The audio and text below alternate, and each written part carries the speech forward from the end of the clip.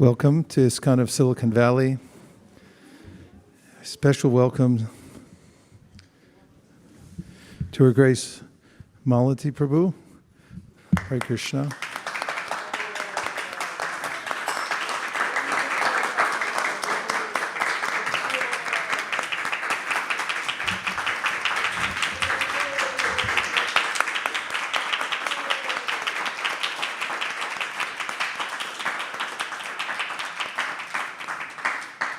And also to Her Grace Jagarini and Katha Devi Dasi Prabhus.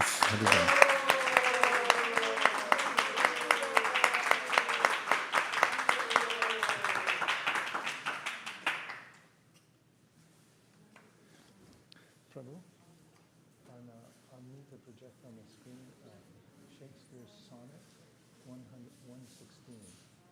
If you can find one with a 116, yeah. Just have that ready. And there may be one just printed, and there may also be one that has YouTube where somebody's reading it. Just a dramatic reading.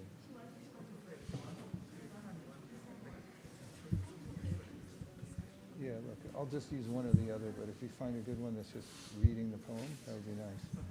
Okay? Thank you very much. This is ISKCON, International Society for Krishna Consciousness. It's founded by His Divine Grace A.C. Bhaktivedanta Swami Prabhupada in 1965 for the purpose of re-spiritualizing society. There are other specific purposes, and they would be enacted by the members who are all volunteers working to help people all over the world to have a better society and to individually improve themselves.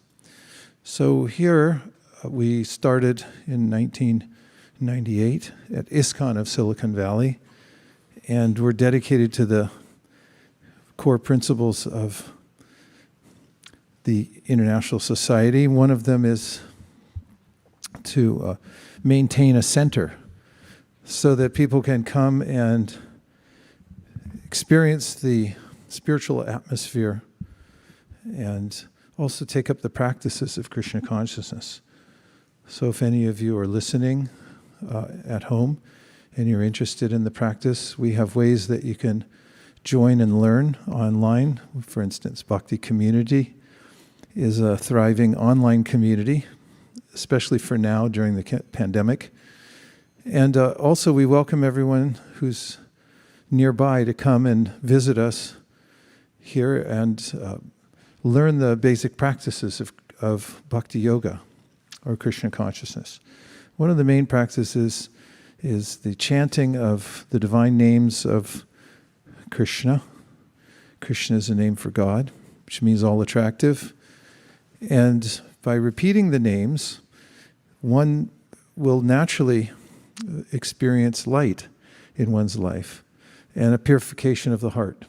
As the great teacher of Bhakti Yoga, Sri Chaitanya Mahaprabhu said over 500 years ago, Cheto Darpana Marjanam, that by the process of Sankirtan, or the chanting of the holy names, one experiences the cleansing of the heart. What might that feel like? Have you ever been in a situation where you felt forced to do something by your own compulsion that you didn't really want to do? 1, 2, 3, 4, 5, 6, 7, 8, 9, 10. This is a natural phenomena that Krishna describes in the Bhagavad Gita when Arjuna asks him, Arjuna is the student of Krishna, and asks, what is it that forces me to do things that I know are not good for me, but I do them anyway? And Krishna answers that it's a kind of force that's here in this world that's born out of one of the modalities that's most prominent called the Rajogun. And there's a science, he explains, that if you in any way involve yourself with Rajogun, there are activities, there are people who are in Rajogun, there's food, there are kinds of work that are more situated in Rajogun, and if you are in contact with those, then you'll start emulating that mode. In fact, it'll be in you, in your senses, in your mind, and so forth. So he said there's a way to bring oneself out of that situation and be a free thinker, be independent of the forces of nature that make us do things that we don't want to do or that we actually see are bad for us. And he said, first of all, that we should become aware of the fact that we're not our bodies. There's a hierarchy he describes in a verse in the Bhagavad Gita. Indriyani priyanyahur indriyebhya paramanaha marasastu parabhudir yobudhe paratastu saha. That there's the sense objects and then the senses, and above the senses is the mind. Above the mind is the intelligence, and above the intelligence is the living force or the soul. And he said you should become aware of the fact that you're not the senses, and you're not the mind, not the intelligence. However, he said, if you cultivate that knowledge and fortify your intelligence, then it'll give you a standing against these strong forces. Evam buddhi param buddha. So buddhi means intelligence. When you get your intelligence strong, you get your mind right with God, as they say some places. Evam buddhi param buddha samstabhyaatmanamatmana jahi shatram mahabaho kamarupam durasadam. Means that you can fight against this force handily if you become aware through your intelligence that I'm not my body and so forth. Then you can very deliberately take to practices of bhakti yoga through which you'll start to diminish the effects of the Rajagun in your life. You'll notice, just like when you notice the diminishing of a disease. If you've ever had a condition and you feel like, okay, I'll probably have this forever, I'm finished, and then you go to a doctor, and the doctor says, well, if you take these tablets, I think you can get better in due course of time. It's like, what's due course of time? Well, sometimes it takes a month, sometimes it takes 2 months, but so all right, I'll try it. Trust the doctor, you take the medicine, and on day 29, you still feel terrible. And you think this isn't going to work. But then the 30th day, I think I feel, I don't know, yeah, no, something, no, that's nothing. But day 31, it's like, yeah, I think I'm a little better. And someone said, are you feeling better? It's like, I think so. And then by increments, one begins to notice that the symptoms are diminishing. So spiritual practice is similar. In the beginning, we have to fortify our intelligence to understand that there is a doctor, there is a cure. I can depend upon it. And if I am diligent and go on, then the disease can be conquered. And when one begins to feel better, there's a description of this in the Srimad Bhagavatam. Tada rajas tamo bhava kama lobhadaische cheta iterana vidam stitam sattve prasidati, which means that at that time when there's a diminishment of the rajagun, then you'll start to notice it. And the way Srila Prabhupada, our founder, in his commentaries on this verse puts it is that you'll notice that the pinching, that is the kind of stimuli we're getting from our senses saying, do this, do that, it starts to diminish. We're not pinched so hard. And we'll start to notice for ourselves. Another example is given in the Srimad Bhagavatam, which compares the awakening soul to somebody who has been very hungry and then eats food and feels nourished, satisfied, and notices that his or her hunger is going away. And in a similar way, as we continue the practice of Krishna consciousness, we'll feel satisfied unto ourselves. We don't need a certificate from the outside saying that we're better. We know, we can see. And we also feel naturally detached from the kinds of things that before would have stuck to us, or we would have stuck to them inordinately. And just say, why am I doing this? I can't stop. Why am I doing it? I can't stop. But that phenomena becomes diminished. And we're able to move forward in the process of Krishna consciousness with determination. Stitam sattve prasidati means that we have a place to stand. We can stand on our own 2 feet. So this is the benefit of coming to ISKCON of Silicon Valley. It's solely designed to give everyone an opportunity to take the simple processes of bhakti yoga into their lives and also get support from a community of others.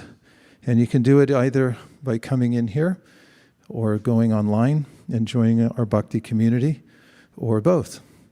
And there are plenty of books that anyone can read if you like to read that will fortify your intelligence, as I described earlier, so that you'll feel that you have an ally right close at hand. Because it's one thing talking about it, but when you get back in your house, what to speak of in your room with the door closed, and there's nobody else around, and then you're alone with your mind, you may need an ally. So good to surround yourself with the books that are there specifically speaking to you and to me and to everyone else, saying, you can do this. You're definitely up for the task. In due course of time, you can rise. And we need that, right? Say yes. Yeah, always say yes as hard as you can when there's an opportunity.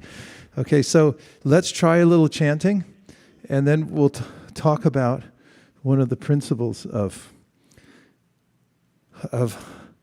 the spiritual mindset, or what is desire? What are the different qualities of desire? And it's an important topic because we can't stop desiring, but we can change the quality of our desire so that it becomes highly productive instead of destructive.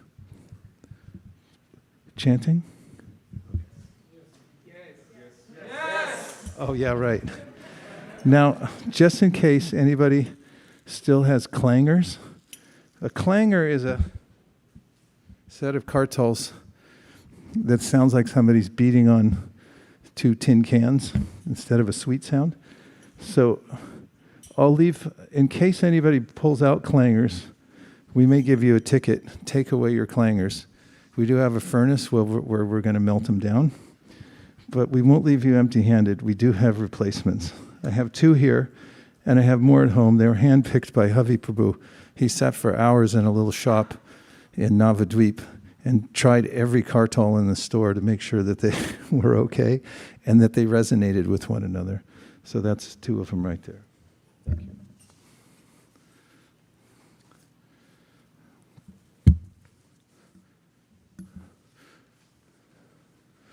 So we begin the chanting process today by offering prayers to the founder Acharya. That means the teacher who brought us Krishna consciousness and started the Krishna consciousness movement, A.C. Bhaktivedanta Swami Prabhupada. And the first 2 prayers we offer to him. And then we say a prayer to Chaitanya Mahaprabhu, is the incarnation of Krishna, who opened the door for the whole world to understand how to enact the teachings of the Bhagavad Gita in one's personal life. Then we'll chant a mantra called the Maha mantra, the Hare Krishna mantra, which is 3 words, Hare Krishna and Rama, all highly potent, spiritually potent names of the Supreme. And in combination, it's a kind of prayer that says, "O my Lord, O energy of the Lord, please engage me in your service." Is everybody ready? Yes. Okay. Namo Vishnu Padaya Krishna Preshtaya Bhutale Srimati Bhaktivedanta Swami Namaste Saraswati Deve Gauravani Pracharine nirvishesha shunyavadi paschatya deshatarni Jaya Sri Krishna Chaitanya Prabhu Nityananda Sri Advaita Radhara Srivasadi Gaura Bhaktivinoda Hare Krishna Hare Krishna Krishna Krishna Hare Hare Hare Rama Hare Rama Rama Rama Hare Hare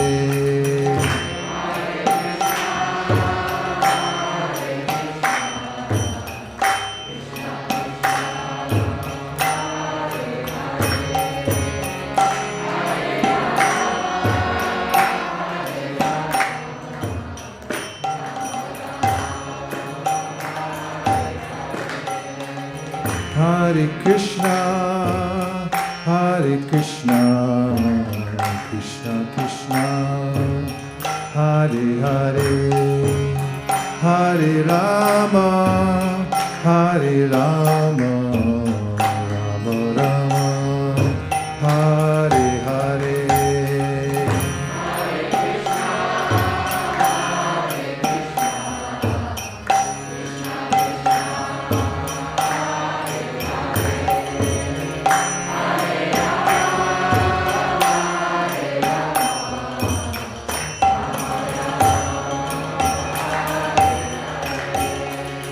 Hare Krishna, Hare Krishna, Krishna Krishna, Hare Hare, Hare Rama, Hare Rama, Rama Rama, Hare Hare.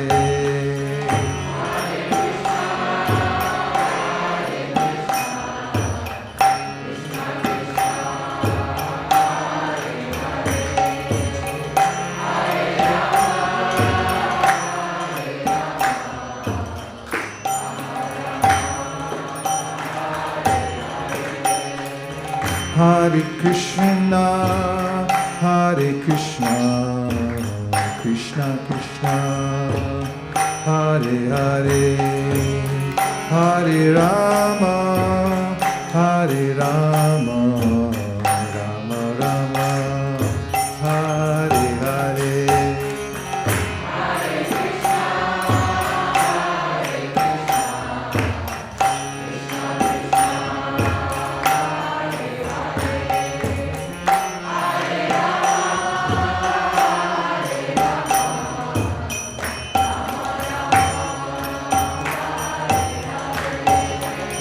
Hare Krishna, Hare Krishna, Krishna Krishna, Hare Hare, Hare Rama, Hare Rama, Rama Rama, Hare Hare.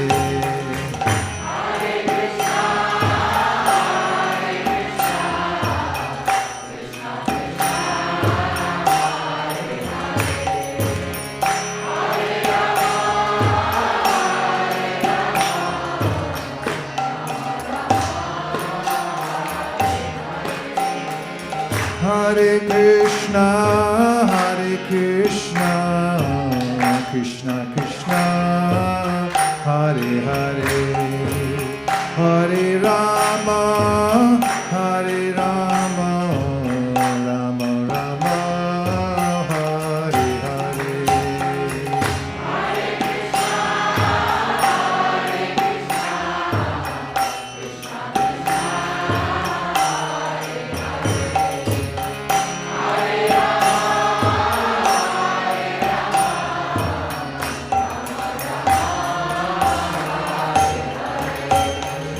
Hare Krishna, Hare Krishna, Krishna Krishna, Hare Hare, Hare Rama, Hare Rama, Rama Rama, Hare Hare.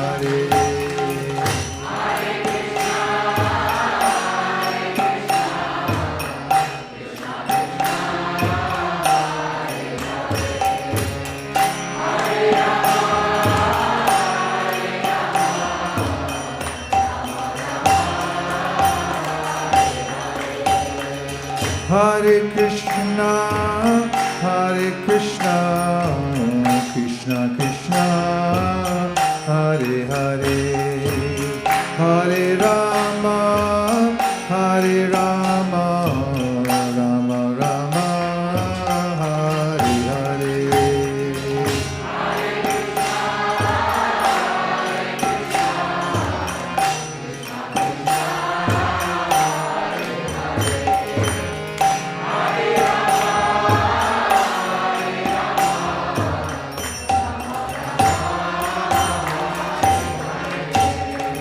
Hare Krishna, Krishna Krishna,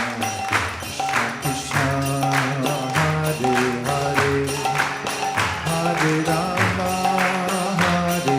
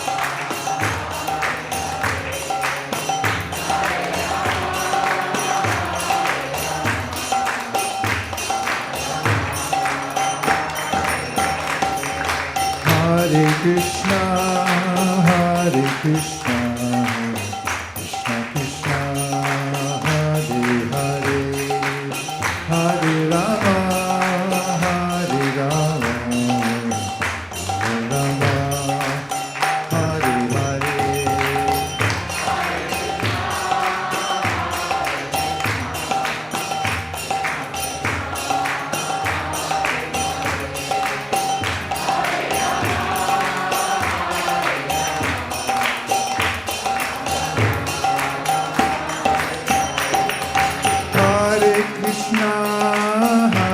Krishna, Krishna Krishna, Hare Hare, Hare Rama, Rama Hare Hare.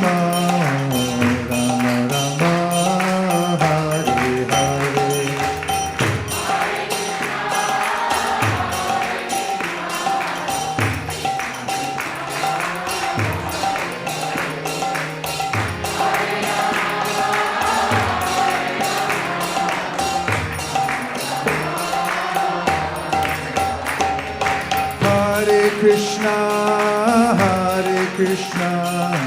Krishna Krishna, Hare Hare, Hare Rama, Rama Rama, Hare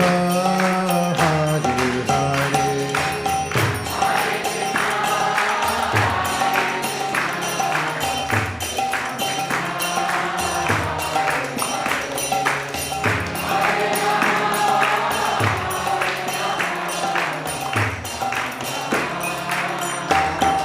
Krishna, Krishna Krishna, Hare Hare, Hare Rama, Rama Rama, Hare Hare.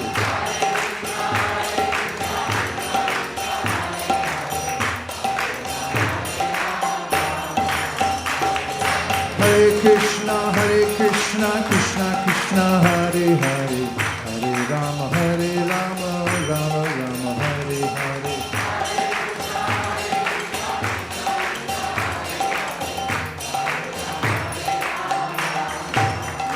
Hare Krishna, Krishna Krishna, Hare Hare, Hare Rama, Rama Rama, Hare Hare.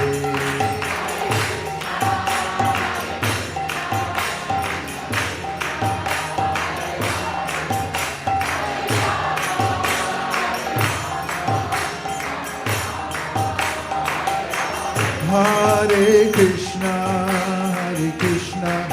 Krishna Krishna, Hare Hare, Hare Rama, Rama Rama, Hare Hare. Hare Krishna, Krishna Krishna, Hare Hare, Hare Rama,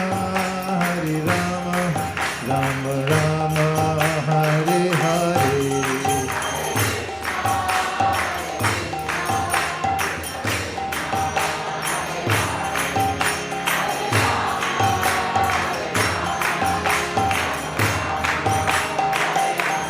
Hare Krishna,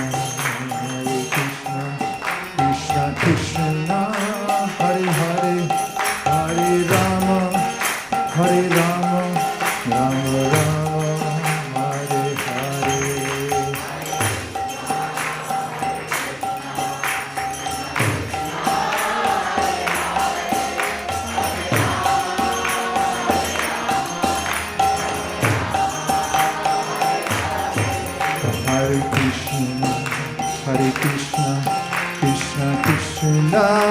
Hare Hare, Hare Rama, Hare Rama, Rama Rama, Hare Hare.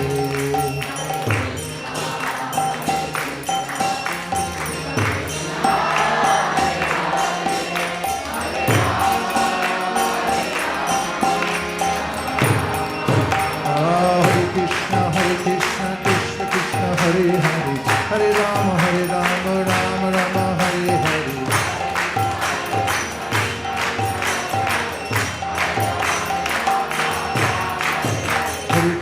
Hare Krishna, Krishna Krishna, Hare Hare, Hare Rama, Rama Rama, Hare Hare.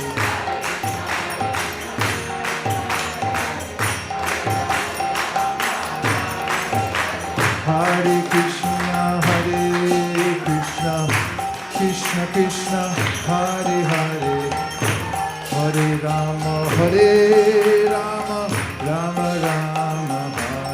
Hare.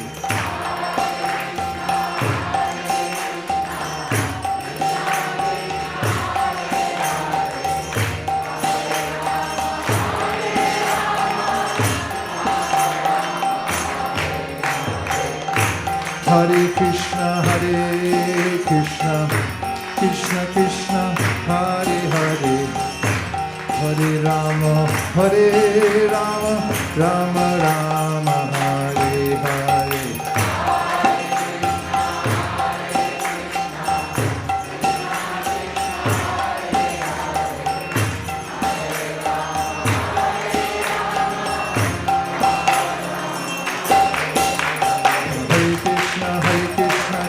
Krishna, Hare Hare, Hare Rama, Rama Rama, Hare Hare.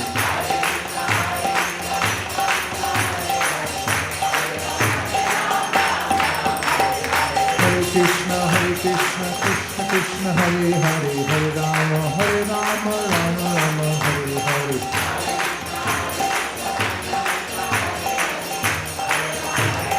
Nitai go Hari Bo, Hari Bo. Hari Bol, Jai Go Hari Bol.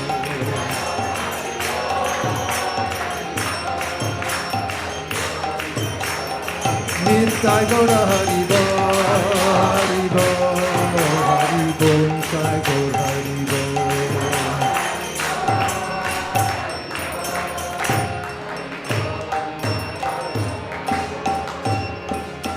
Nitai Gaura Premanande, Shri Harinam Sankirtan Ki, Shri Harinam Mahamantra Ki, Shri Harinam Prabhu Ki, Gaura Premanande, Nitai Gaura Haribo, Haribo, Haribo, Nitai Gaura Haribo.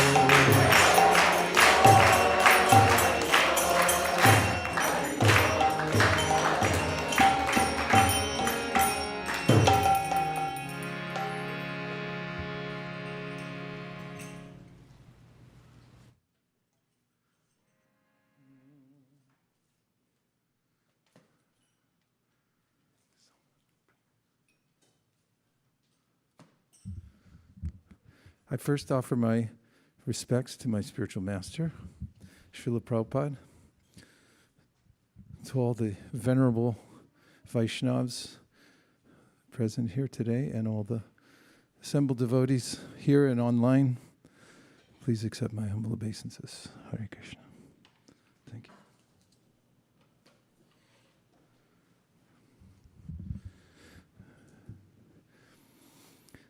Love is a current theme, or a current theme. It's a perennial theme in human society. And why is that?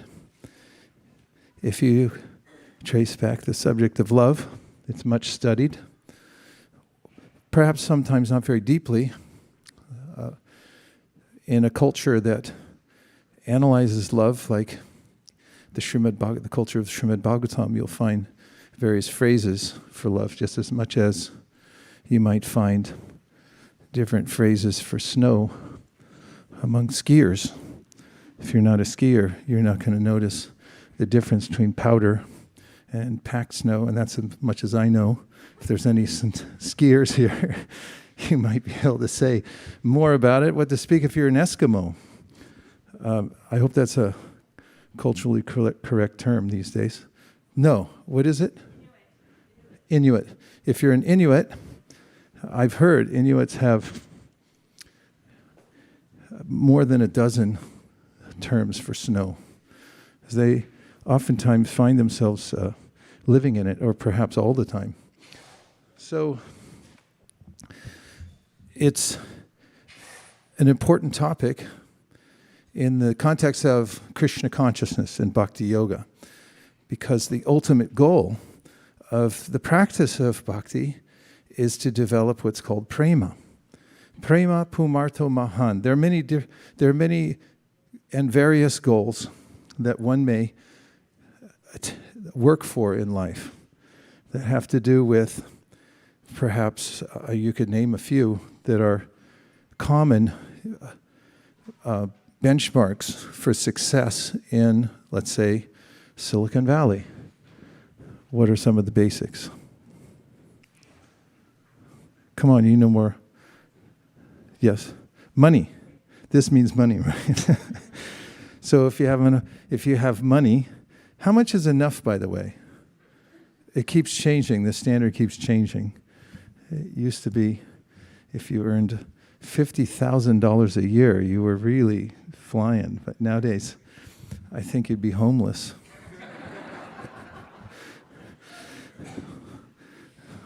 Definitely be homeless. And how much do you need to have in a nest egg in order to be completely safe, would you say? That's a hard question for you all. So you're all too philosophically adorned already. What can you say? There are various benchmarks for success in society, whether it be getting a modicum of wealth or security, having a beautiful family, and so forth. All these things are hard to hold on to. As the great commentator or speaker of the Srimad Bhagavatam, Shukadeva Goswami, said, Deha patra kalatra adeshu atmasaineso satsapi tesham pramatu nidhanam pashyanapi na pashyati. Whatever ways we think we're being protected by the wealth and the family and so forth, he said, don't trust them because they won't last. They're fallible. They'll fall apart at some point. What is the actual standard of happiness for a living being? This was a topic that the sages at Naimisharani brought up. They said, what will actually make a person happy? In the 1960s and 70s, you can analyze the lyrics of songs and the topics of many speeches, and oftentimes they are about how material advancement won't lead to happiness. However, what is the replacement? What is it that will actually bring happiness? And it's love, but it has to be a certain kind of love. And this is an important topic because, as I've said several times now, love is inherent in the living being. Nitya Siddha Krishna Prema, Sadhya Kapunoi, Shravanadi Shudachite Kare Udoy. It's inherent. We have a natural love or propensity to love. It's the nature of the living being to love. However, that love may be dormant or more likely misdirected. I'm giving my love to temporary situations. Actually, we give love to people. We give love to other living entities, although I may also love objects. When I was reading up on buying a car, before I bought my first car, I read an article that said, don't love the car, don't fall in love with the car because it won't love you back. Also, don't buy a new car. So, In the Sri Chaitanya Charitamrita, Kaviraj Goswami, the author, gives the definition of love, and then he says what is misdirected love. Karmendriya priti, vansha, tari balikam. He says when love is for satisfying one's own senses, and you can tell if it was for satisfying your own senses if you don't get it and you become angry, and then you become despondent. What are some other emotions when you don't get what you want? Parents, can you help us out here? Or anybody for that matter. Everybody is in a living condition. What happens when how do you feel when you don't get what you want when it was for your sense gratification? Yeah, okay, you can make a long list. Sounds familiar. All of those mixed together and a little preparation, gung, gung, that's how one feels. With Atmendriya, priti.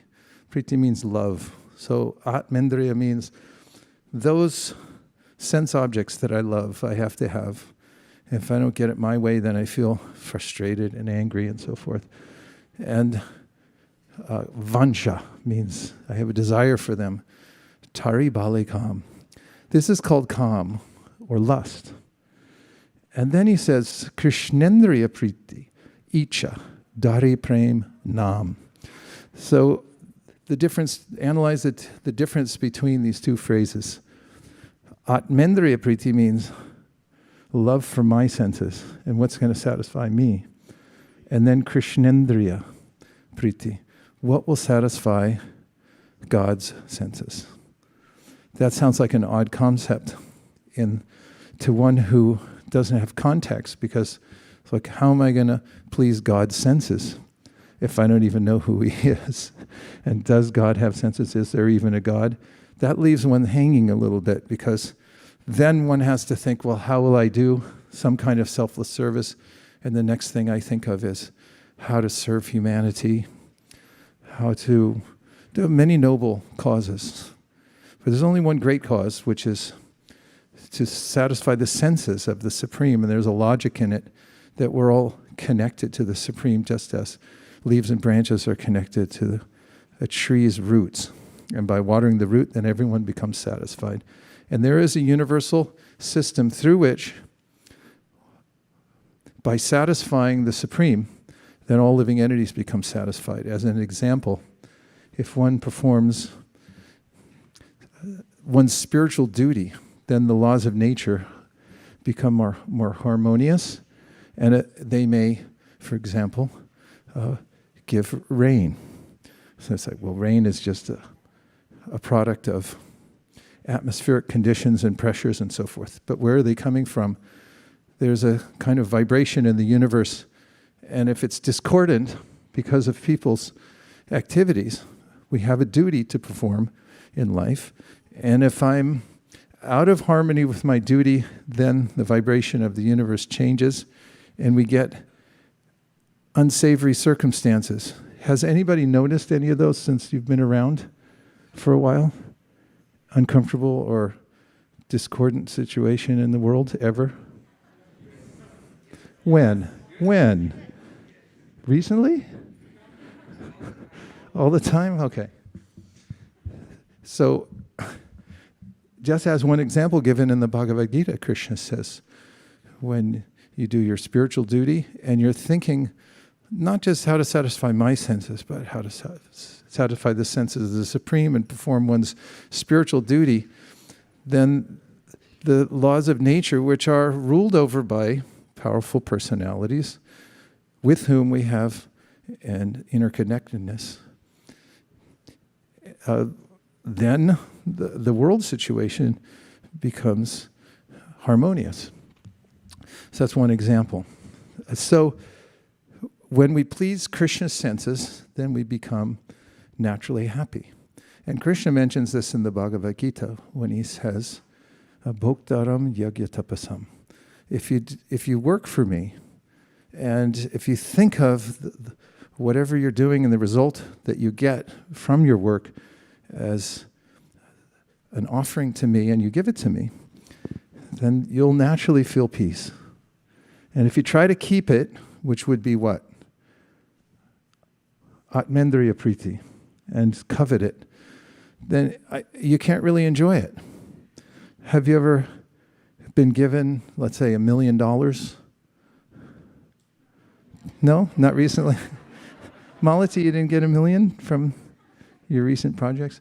Somebody gives you, okay, 10,000. How do you feel? It's like, why didn't you give me more? Or it's like, that's too much, I can't handle it. How am I going to, take it across the border?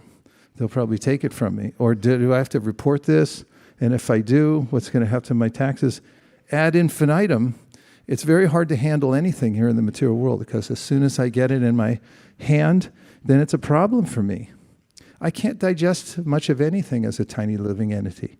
In fact, Brahma tried to warn Hiranyakashipu when he started a checklist and say, I want the whole universe. I've done enough for you and the Devas.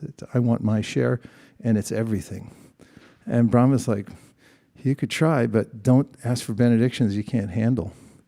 And he couldn't handle it, even though he did his utmost to usurp the power of the demigods through his austerities and so forth. His son Prahlad noticed that he lost it in a moment when Nrsingadev moved his eyebrows. Actually, he was saying, when my father moved his eyebrows, everyone cowered. But in a moment, Krishna took it away. So why would I want anything? So this is more towards the side of Krishnendriya priti, that what do I have except my love? And that's expressed in offering to Krishna. And when I please Krishna by giving my offerings with no strings attached, then I naturally feel happy. Krishna makes sure that I'm happy. And there's no lack. This is counterintuitive, because I have a sense that I have to survive, and that if I don't rise in the hierarchy of competing living entities, that I'll be eaten alive. Jivo jiva sajivanam. However, there is a resting place, and it is to give up one's stake in the material world and give everything to Krishna. It doesn't mean you won't have a place to live. It doesn't mean you won't have an opulent lifestyle, but it means you won't have all the anxiety that goes with it. Is that a fair deal? Say yes. That's a good idea, right? Correct. So, tomorrow is Radhashtami. Haribol. And as we began yesterday, Srimati Radharani, whom I don't feel qualified to utter her name, but because it's Radhashtami, we're speaking about who she is and what it means to us. It's not just stories, and it's not just the motif on the side of Air India as the catering wagons drive back and forth to the airplane, the Rasalila and Radharani. But we can understand something about the ontology of Krishna consciousness by knowing, as we discussed yesterday, that there's a difference between the material and the spiritual world, and that in the spiritual world there are servants who have dedicated themselves fully to serving the Supreme Personality of Godhead. And they're famous for that. Not only famous, but empowered. And as an example, there are devotees like Dhruva Maharaj. And Dhruva Maharaj is famous because he walked away from his kingdom as a small boy, but he wanted something. He received everything he wanted, and he's famous for having given up everything. However, as he admitted himself, Swamin Kritarte, that I wish that I hadn't asked for anything. This is an indicator to us. You don't need to ask for anything. However, he's still counted as a very special devotee. As Krishna says in the Bhagavad Gita, Chaturveda bhajante mam jana sukritino arjuna. Arto jignasa artarti gyanicha bharatarshava. If I miss any words out of a shloka, I think I get to have a handicap because you don't get enough oxygen to the brain. So he is counted amongst those elevated souls who approach God for everything. He wanted arta or wealth. But then you have Prahlad Maharaj, and Prahlad Maharaj is the emblem of selfless service because even after he met the Supreme Personality of Godhead who asked him to take a benediction, he said, I don't want anything. I didn't approach you because I'm a merchant. And that's an extremely high standard, except of course, Prahlad didn't actually do anything for the Lord. He just appreciated them and had selfless desire. But then you find devotees like Hanuman, who are famous for their service to the Lord. Selfless service. As we heard the other day, the mood of Hanuman is to always be on call to serve the Supreme Personality of Godhead. But then there are even more intimate servants of Krishna who are in a relationship of friendship, like Arjuna. And above Arjuna, then we find, in the subtleties, Uddhava, who Krishna gave the duty to of going to Vrindavan because he felt him qualified to observe the selfless service of the residents of Vrindavan, who, after Krishna left them, went on for over 100 years, waiting for him to come back so that they could serve him in that environment of Vrindavan, and tried to bring him back when they went to Kurukshetra. I know I'm going into a lot of detail now, and I'm going to slow down in a minute for reflections, but I'm coming to a point, and that is there's a hierarchy of perfection in devotional service, and it culminates in Vrindavan, as all the Vaishnava scriptures point to us. We'll take a verse from the Sri Upadeshamrita, which describes the hierarchy, which our pundits over here will recite together. Starting with Karmi Bhya. No, you got to take a mic and do that. Please lean into it a little bit.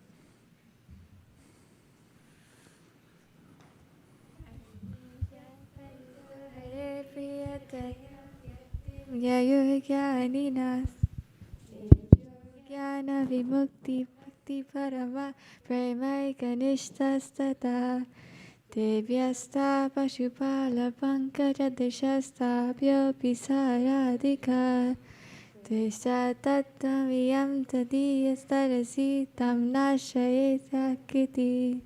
Can anybody give just a slight sketch of the hierarchy that Rupa Goswami is describing there? Hint, it starts with karmis and it ends up with Srimati Radharani. So, show the translation, please. Anybody want to say before we translate? You get credit before we see it, but not as much after. In the Shastra, it's said of all types of fruit workers, he who is advanced in knowledge of the higher values of life is favored by the Supreme Lord Hari. Out of many such people who are advanced in knowledge, jnanis, one who is practically liberated by virtue of his knowledge may take to devotional service. He is superior to others. Is there another slide? However, one who has actually attained prema, pure love for Krishna, is superior to him. The gopis are exalted above all the advanced devotees because they are always totally dependent on Sri Krishna, the transcendental cowherd boy. Among the gopis, Srimati Radharani is the most dear to Krishna.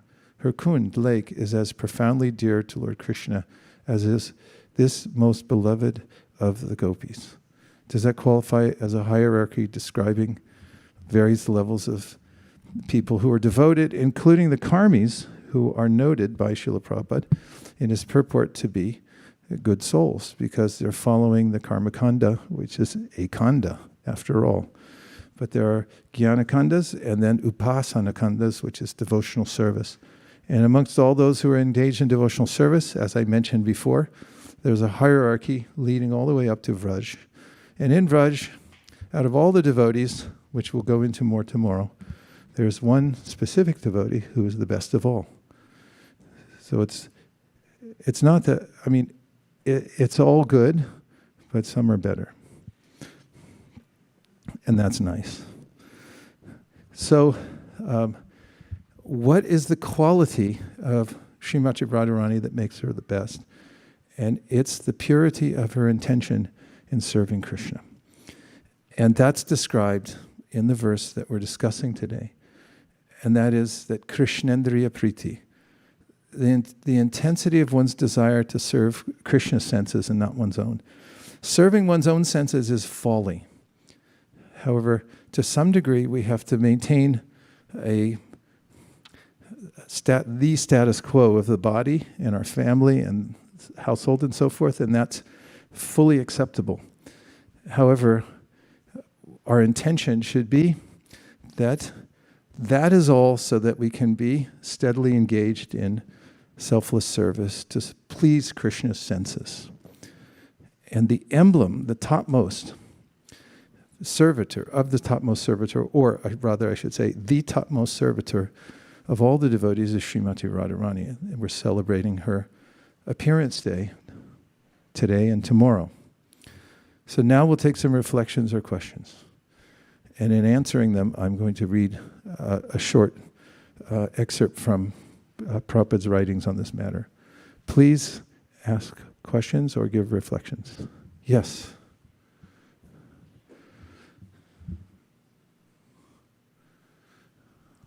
Thank you so much, Guru Maharaj, for the talk. I just want to request if you could elaborate more on how Srimati Radharani's intentions to serve Krishna are the purest.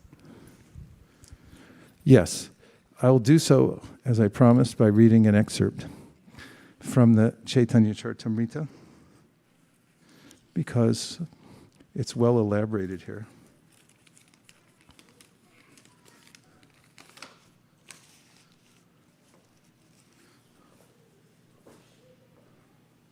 Hare Krishna, Krishna Krishna, Hare Hare, Hare Rama, Hare Rama.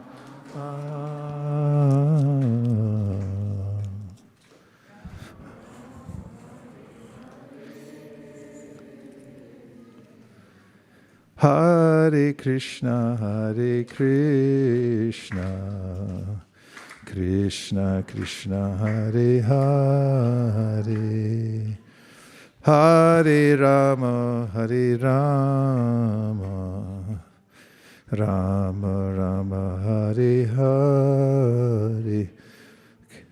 Okay. We're entering into a highly esoteric section. And this is a Sunday Peace program. So if you don't feel you're ready, you can cover your ears. Reading from the Chaitanya Charitamrita Adi Leela, chapter 4. And I'm on text number 127. Just as I am the abode, Krishna is speaking, of all mutually contradictory characteristics, so Radha's love is always full of similar contradictions. Radha's love is all-pervading, leaving no room for expansion. But still, it is expanding constantly. There is certainly nothing greater than her love, but her love is devoid of pride. This is the sign of its greatness. Nothing is purer than her love, but its behavior is always perverse and crooked. All glories to Radha's love for Krishna, the enemy of the demon Mura. Although it is all-pervading, it tends to increase at every moment.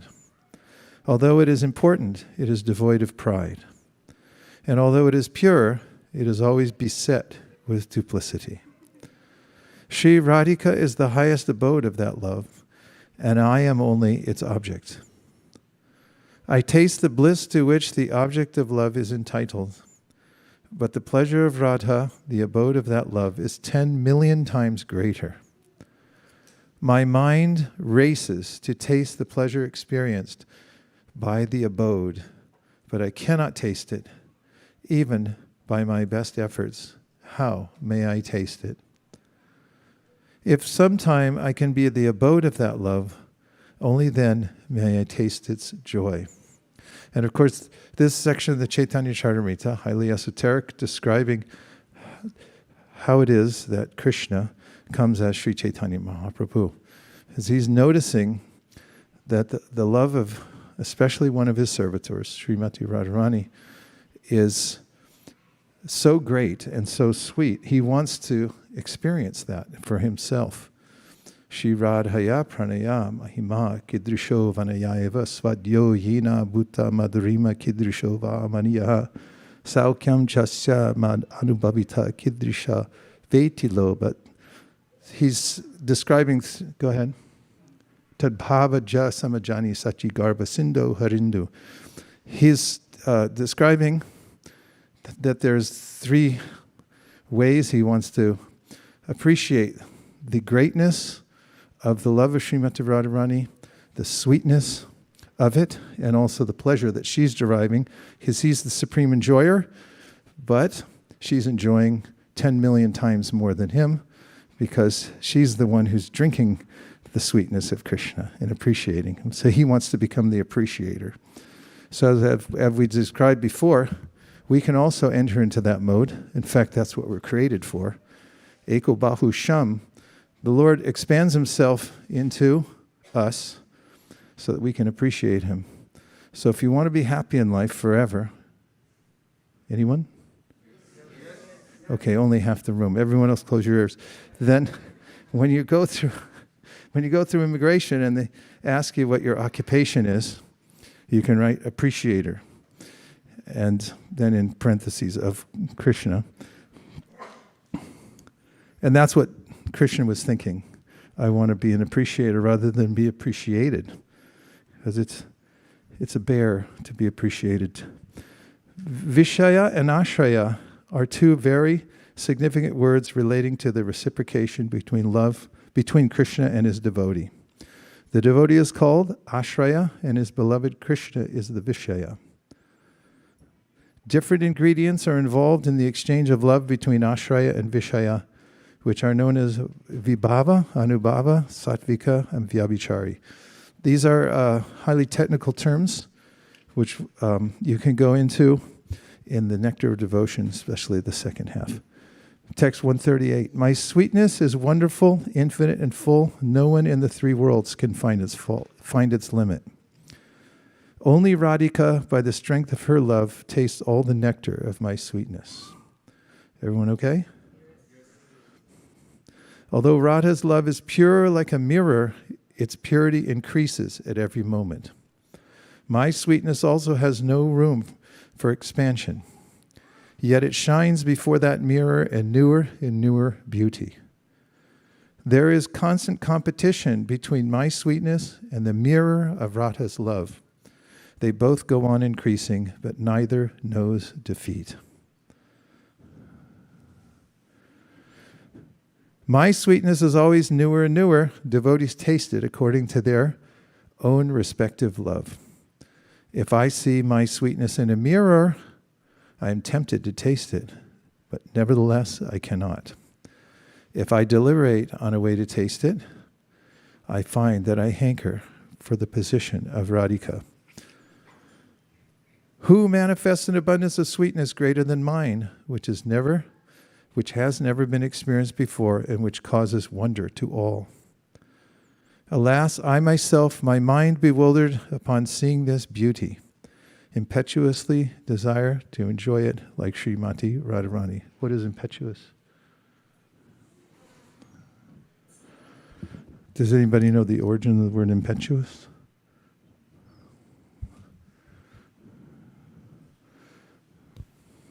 So impetuous means, it's an adjective. It's acting or done quickly and without thought or care. And it's from the late Middle English, it's from Old French, impetuex. And then it went to late Latin, impetuosus. And yeah, I think, and then it's very confusing. One second. So it went from late Latin, impetere, to like attack, and then Yeah, and then it went from Old French, impetueux, and then it ended in Late Middle English. Does it tell what those words mean in Latin?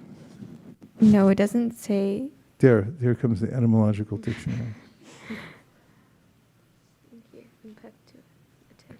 Yeah, which it's just so in late Latin, it just means to attack. To attack. Goodness. Okay. The beauty of Krishna, thank you.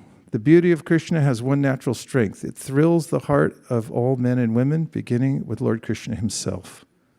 All minds are attracted by hearing his sweet voice and flute, or by seeing his beauty.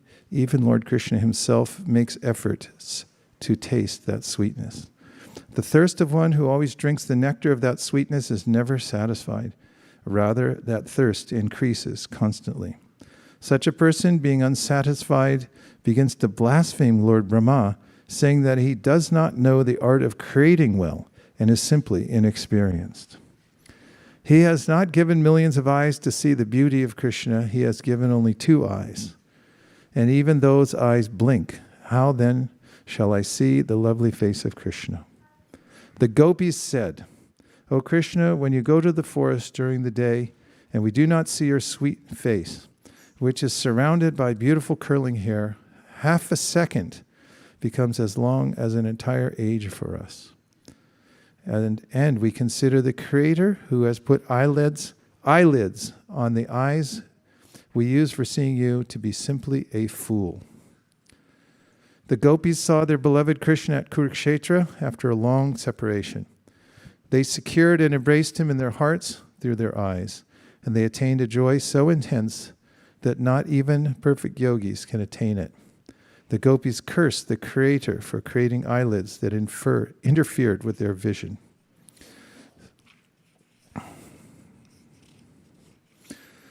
There is no consummation for the eyes other than the sight of Krishna. Whoever sees him is most fortunate indeed.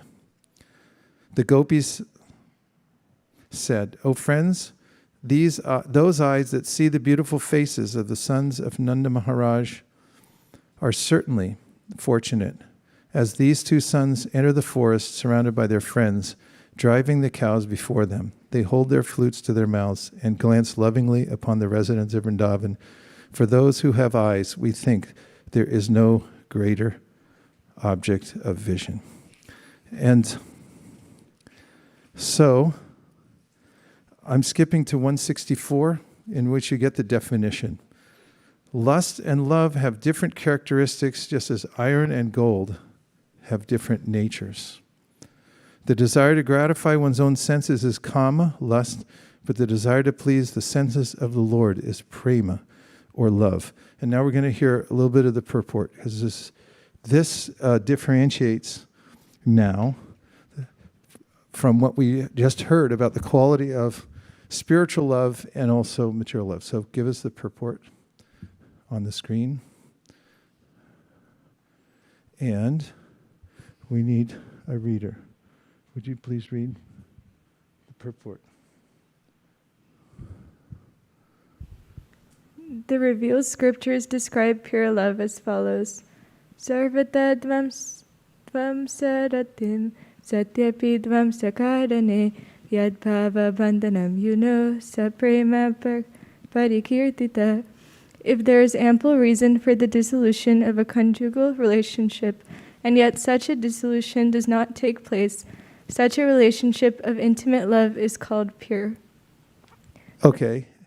And can you think of any poem or sonnet that matches that statement from the Shastra from more recent times, as perhaps in Shakespearean times? Can you say a sonnet? Just tell us what it is and we'll put it up for you. You don't have to look it up. Just say if there is one or not. It's sonnet 116. Okay, could you put it up, please? There you go. Now you have to do a dramatic reading. You know the poem in the sonnet, right? Let's hear it. Let me not, to the marriage of true minds, admit impediments. Love is not love, which alters when it alteration finds, or bends with the remover to remove. Oh no, it is an ever-fixed mark that looks on tempests and is never shaken. It is the star to every wandering bark, whose warts unknown, although his height be taken. Love's not time's full, though rosy lips and cheeks. Within his bending sickle's compass come. Love alters not with his brief hours and weeks, but bears it out even to the edge of doom. If this be error and upon me proved, I never writ, nor no man ever loved. Now read the other verse from the purport and see if it matches.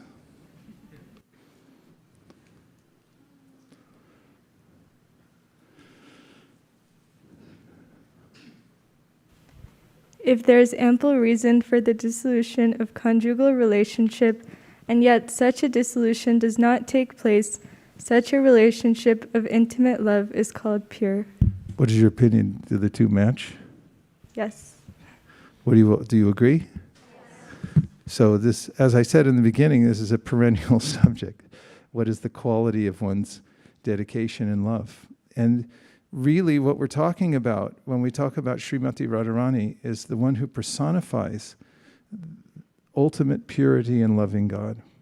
And we don't say everyone's the same, but we say we can look and see what the symptoms are and understand in ourselves and in others, best in oneself, however, of what the quality of my dedication and love is.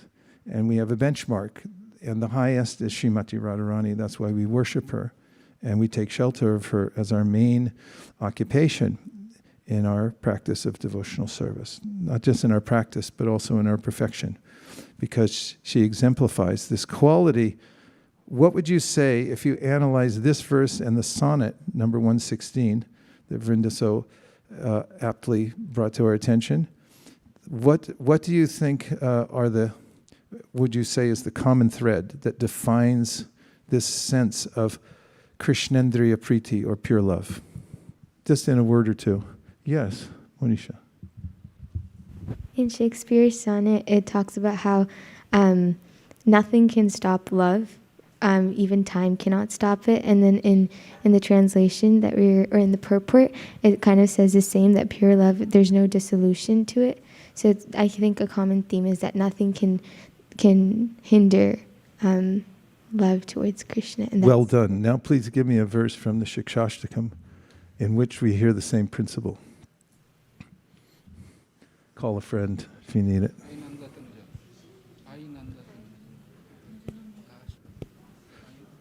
I hear a lot of suggestions. That's okay. Call a friend. We'll put a lifeline out here. Okay.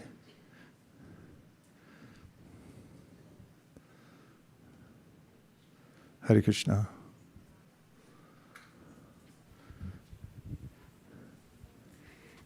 Yes, Prabhuji. So in Shikshashtakam, Lord Chaitanya says that whether you Ashlishya va padaratam pinastumam adarshanam marma hatam. Hold that mic right in front. Yatha tatha va vidadhatu lampato mat prananathasya sa eva napara. So whether you accept me or you reject, I'll still, you are my only object of worship, something like that. Very good. Thank you. Haribol.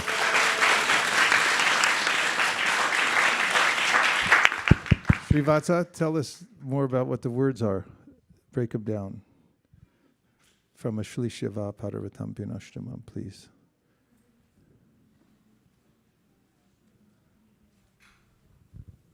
So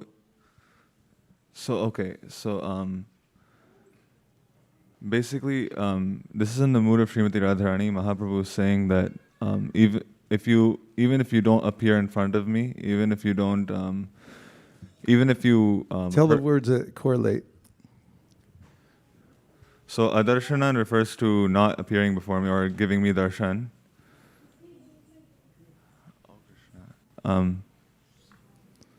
What about lampato? Lampata means like a in English they would say debauchee, but like it's like the concept of like someone who Krishna is like emotionally abusing someone. So it's like telling Krishna like you could even though you could be like any way you want, you could even be like this, but regardless of what you do, you're my prananath, you're the Lord of my life. So whether you treat me harshly, you ignore me, you go spend time with somebody else just to make me jealous, or you say you're going to show up and then you don't show up, then still it doesn't break my love. Does that happen in the material world? Are there cases where people, they didn't get what they wanted and then they said, forget it? There's an ultimatum and say, I can't be with you anymore. But that doesn't happen in the spiritual world. So that's what you're saying. This is the quality of spiritual life. It's never of spiritual love. It's not broken at any time. Correct?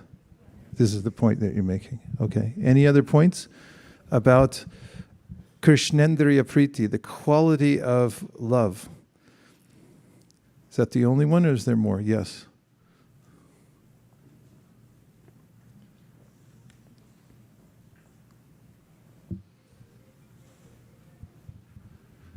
It's also the constancy in ups and downs. Constancy It's in not ups and wavering, downs. it's a constant, Okay. regardless of the situation. Okay. Thank you. So we're studying the quality of pure love, since that's our goal, right? And we have an emblem of that pure love, who is Srimati Radharani. Now let's hear the rest of the purport. If you can put it up, please, where we stopped.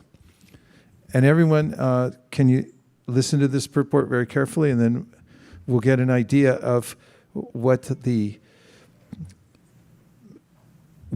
tainted love looks like. Go ahead.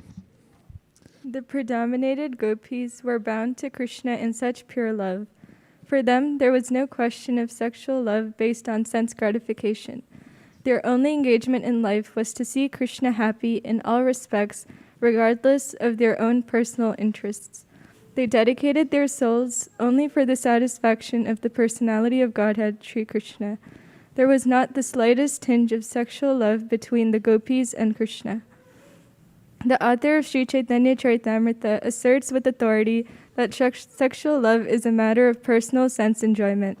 All the regulative principles in the Vedas pertaining to desires for popularity, fatherhood, wealth, and so on are different phases of sense gratification.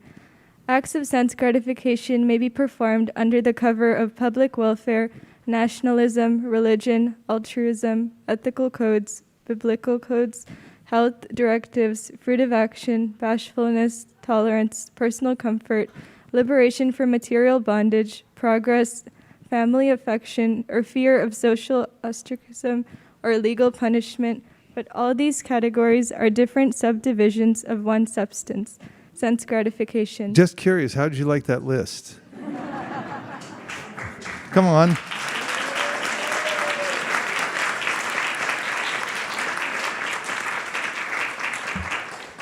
You're not going to find a list like that in the New York Times.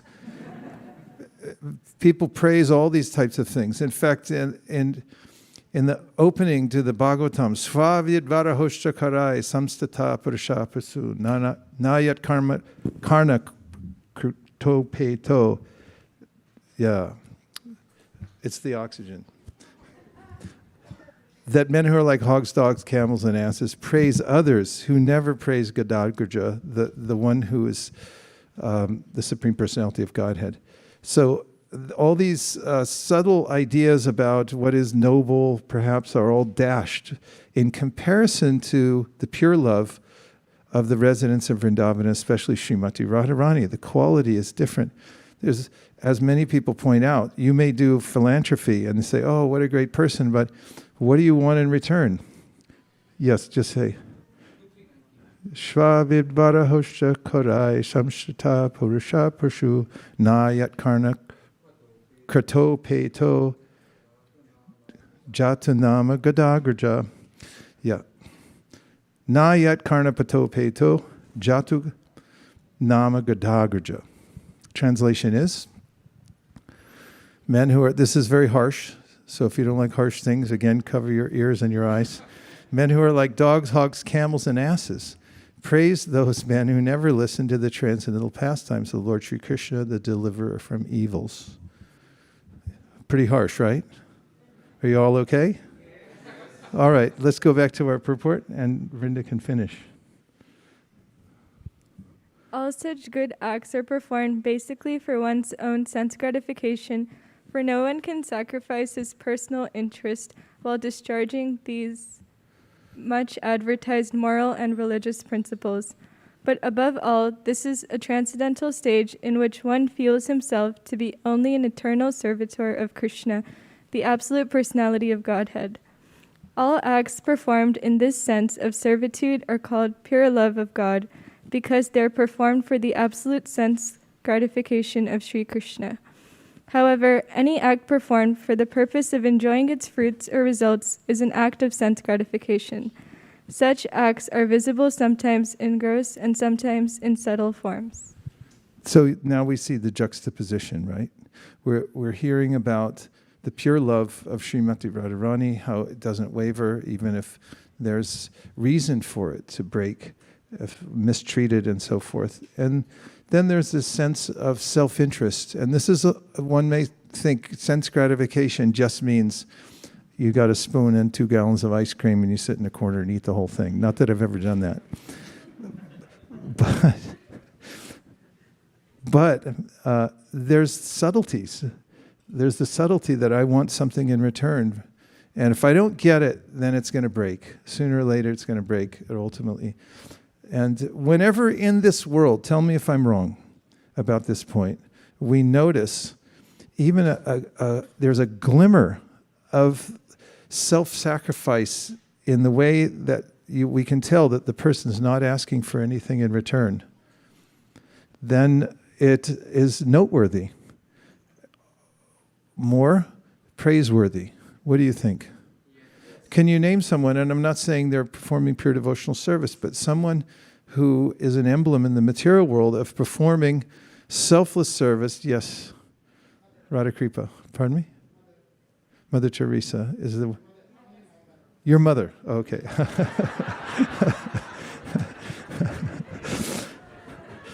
I just noticed that I couldn't hear across the room, but there's a way in which people, as a token, you know, because there'll be a list of men and they say, we've got to throw a woman in there. So they'll say, Mother Teresa. And when they're listing others, who else? Who is an emblem in modern society or ancient? That's not, yeah. Gandhi, did you say? Yeah, Mahatma Gandhi was also the same. praised. You were going to say the same? Yeah. Okay. No, I'm talking about the difference between purely spiritual and those that appear to be noble, but will fall in somewhere on this list. Rupa Manjari. Uh-oh, we need a mic over here fast. This is dangerous. I mean, with all due respect to them also, I'm not trying to knock them, but the people who took down the airplane, Flight 93, because they were like, if we're going to die, then we might as well save the plane from going into the Senate. Yeah, in certain parts of the world, they very much appreciate it, right? In others, not so much. So we could make a list, and we could successfully argue that to the degree that someone's edging towards this purity of purpose in their service or in their love, to that degree, they are actually considered virtuous in human society. And so now we come to the real thing. And as only as Prahlad Maharaja mentioned in his epic lecture this morning, anybody hear it? You had to have been there. It was fantastic. So he was talking about Srimad Bhagavatam, the culture of Srimad Bhagavatam, Dharma Prodita Kaitavo. He mentioned this verse that you're entering into a zone here where we're leaving all that other stuff behind. We won't take even a shred. Nothing admitted here that has a tinge of this Atmendriya Priti, or the sense of Thank you to everybody who's joined us online. Everyone, please offer your base to all the devotees online. Hare Krishna. Haribol. Is that Balaram? Haribol. So this is the zone we're entering into in the Bhagavatam. And the culmination of the Srimad Bhagavatam is the tacit, very tacit description of Srimati Radharani. Look up the word tacit, please.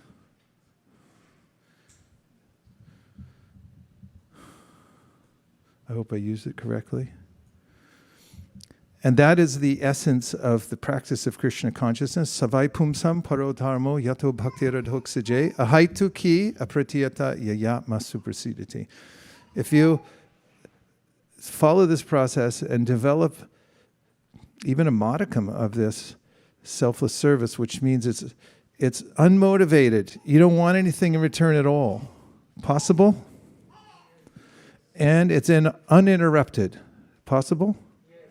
Yeah, that's when yatma suprasidati, that's when your heart becomes satisfied. Kirtan, is that what it is? Okay, what time is or is that my alarm? What time is the, 12:30, okay. Tacit, please. So tacit means understood or implied without being stated. Yes, that's perfect. Say it again, please. So tacit means understood or implied without being stated. Implied without being stated. And that's that's the nature of Srimad Bhagavatam. In fact, it's the nature of poetry. If you come out and say it, it's not really poetry. You have to be indirect. And it's mentioned that the Vedas speak like a king. They tell us, do this, don't do that. And then you have the Puranas and Itihasas, they speak like a friend. They say, you know what? If I was you, and let me tell you a story, by the way. And the Bhagavatam, and then there's the Kavya. Kavya means the poetry, and it tells you in tacit ways what you should do, and describes beauty by looking indirectly. You don't, in the culture of the Srimad Bhagavatam, you don't say, I love you. Then this is boorish, practically.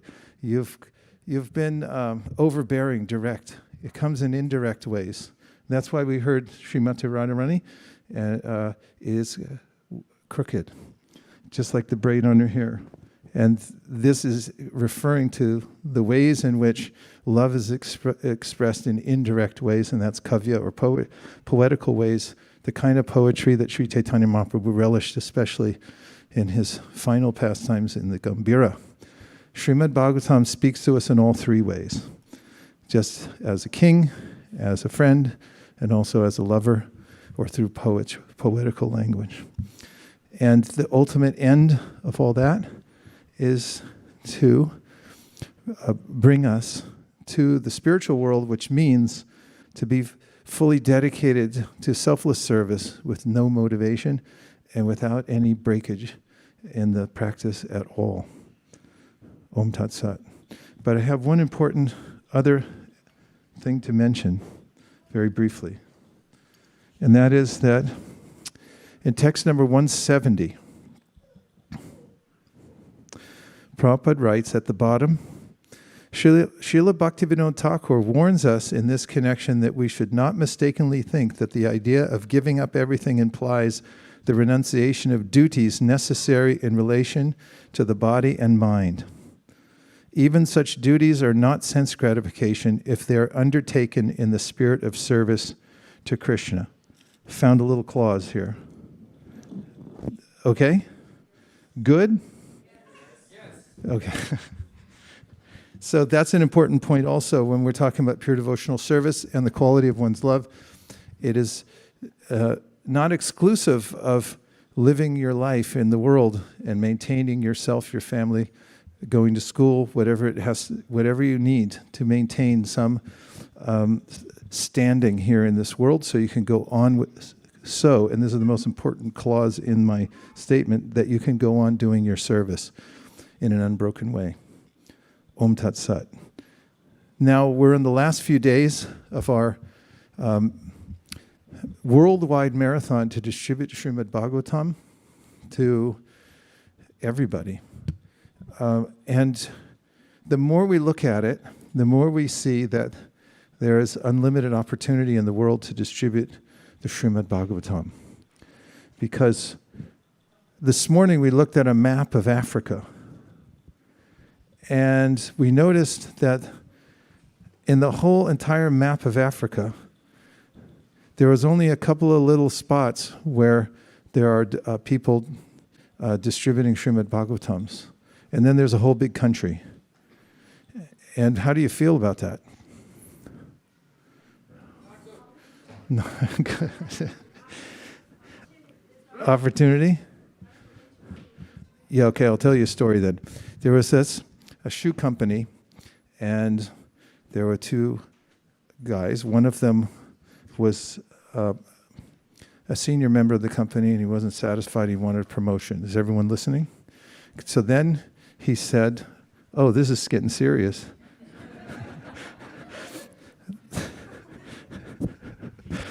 He said, I want a promotion. So they gave him a ticket to go to a far-off place. It's an island off of Borneo.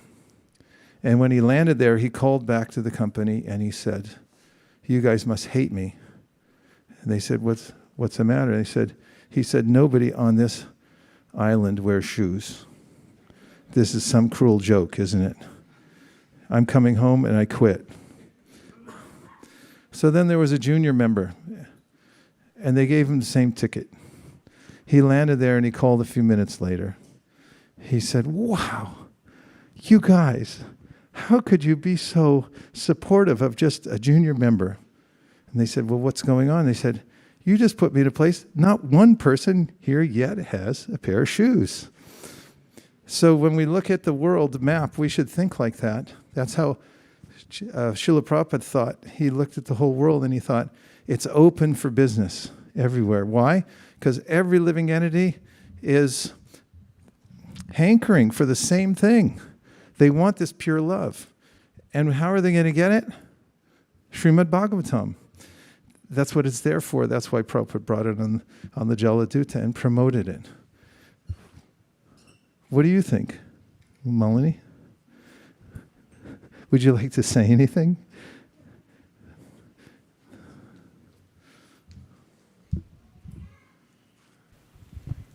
Well, I think it's a good idea to promote Srimad Bhagavatam everywhere. Okay. That's important advocacy. Well, what should we do? Okay. So let's see if there's any reflections or questions from the mostly monologue and the readings. Yes. Maharaj, I think you mentioned that when we don't get what we want, we get angry. But what if say like a shipment of like Didi dresses got delayed and someone got angry because of that? Would that still count as a desire for yourself? Or? No, that's transcendental anger. And there's a difference in the course. Of course, while we're performing our services, we should also remain equipoised. But the emotions we experience as we're doing devotional service, and we want something for Krishna's senses, and then it doesn't come, we can feel anxious. In fact, we will feel anxious. And we can also be careful about anger, because then we have to realize how useful it is or isn't. You can lose your anger or you can use your anger. It's very rare that somebody actually uses anger, because it's a very high state where you're deliberately exhibiting some kind of anger to correct others. Careful about correcting others also. Not everybody appreciates it. Very few people do. Bali. Anyway, it's a transcendental, in the course of doing devotional service, the emotions we feel will ultimately be purifying. Good question. Bali Prabhu. Hare Krishna, Prabhu. I think you brought a nice point, the whole central theme is Atmendriya and Krishnendriya. And it's not a daily conclusion, but it's a concurring, a regular basis of reflection to understand, because sometimes people conclude, oh, this is Krishnendriya, but the other person's missing it's Atmendriya for me, because you are doing your sense gratifications. So it's very essential for actions to be validated against, superiors, authority, or shastras, because shastra we cannot validate ourselves. So that's what we need, a persons to validate whether it is sense gratifications or it is more towards Krishna's pleasure. And your whole discussions today went through, I really loved it. Thanks for reflection regularly. Thank you, Bali Prabhu.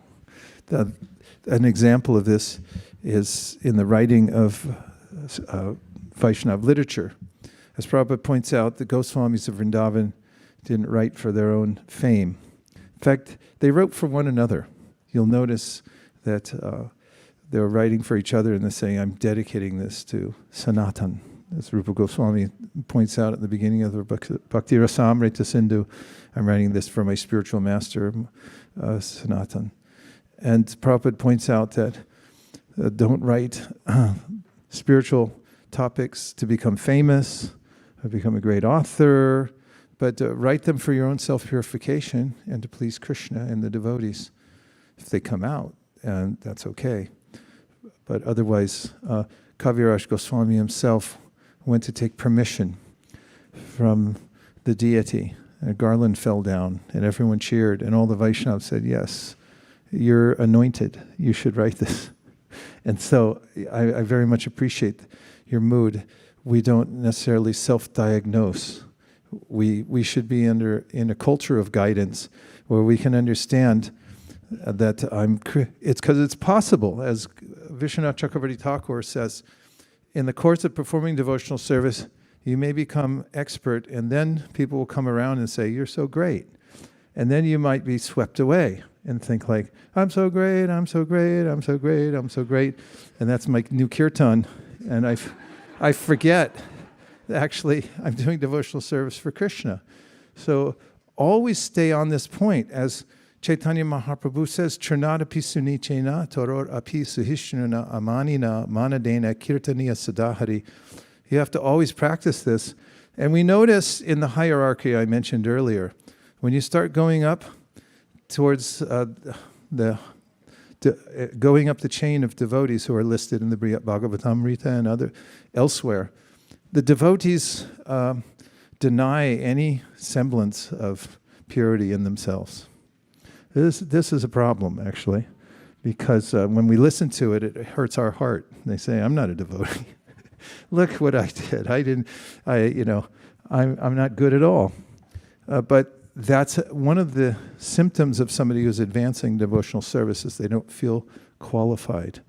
They feel less qualified the more advanced they get, paradoxically. And when you get to Vrindavan and Srimati Radharani, you get that to the nth degree, that she's appreciating everybody else's service and not thinking that much of her own. Therefore, we shouldn't think, well, we're devotees, everyone else is beneath me. Or I'm in a particular line of devotion and I'm more advanced than everybody else. My method of spreading Krishna consciousness is better than everybody else's. These are dangerous positions. They don't resonate with the mood of Vrindavan or the mood of, certainly of Srimati Radharani or the residents of Vrindavan, whom we are to emulate. Let's see what else. Yes, 1, 2. Hare Krishna. I actually had a reflection about the earlier part of class, like towards the beginning. It reminded me of a verse. May I share it? Please. Prabhu, could you put up Srimad Bhagavatam, 5th canto, 18th chapter, 21st verse? 5:18:21. 5:18:21? Yeah. Can anyone say what it is before it comes up? Keep doing it fast, though, from that side. 5:18:21. It's in the neighborhood of 5:18:12. which is Yasyasmi Bhaktir Bhagavatiya Kinchana. Is it Prahlad? It's coming, right?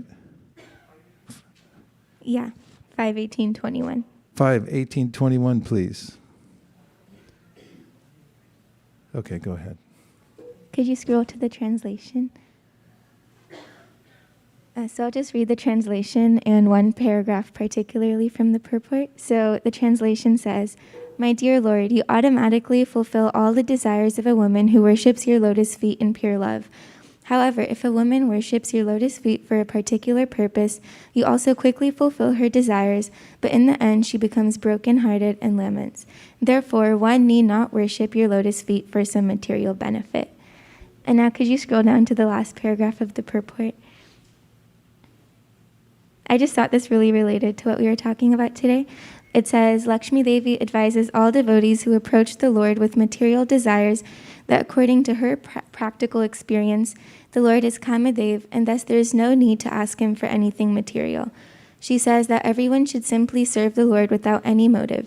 Since the Supreme Personality of Godhead is sitting in everyone's heart, he knows everyone's thoughts, and in due course of time he will fulfill all desires.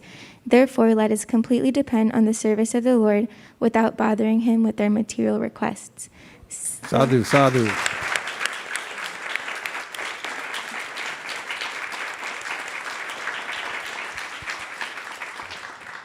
So that translation just reminded me that the woman who is worshiping the Lord for a particular motive, she becomes brokenhearted not because she doesn't get the material desire, but because the material desire, Krishna is already fulfilling that, and what she's missing is the innate need of the soul, which is to love him.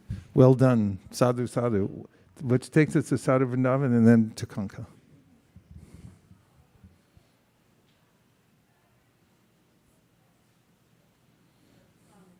Hare Krishna Maharaj. We were talking about Srimati Radharani, and I was just thinking, even though she's she's an expansion of the Lord, she conquers the Lord. Ajita becomes Jita. So I was reading this verse in the Radha Kripa Kataksha Kastavaraja, which talks about this. It goes like, Ananga Ranga Mangala Prasanga Bangura Bruvam Savibraham Sasambraham Triganta Bana Patanai Nirantaram Vasikrita Pratiti Nanda Nandane Kadakarishyasi Hamam Kripa Kataksha Bhajanam, which basically says, O goddess who, playfully shooting the arrows of your glances from the curved bows of your auspicious amorous eyebrows, have completely subdued Nanda's son Krishna. When will you cast your merciful sidelong glance upon me? And I was also thinking how Lord Shiva, he was saying this verse to Parvati. That's what it says here. And I was thinking how even Lord Shiva wants the sidelong glance of Srimati Radharani. So I was thinking, if Lord Shiva wants it, we should also want it, because Radharani is the most merciful, and she can give you Krishna's mercy, and that's how you can go back to God. I like your points, and I especially like the way you sang that. Ashtakam is beautiful.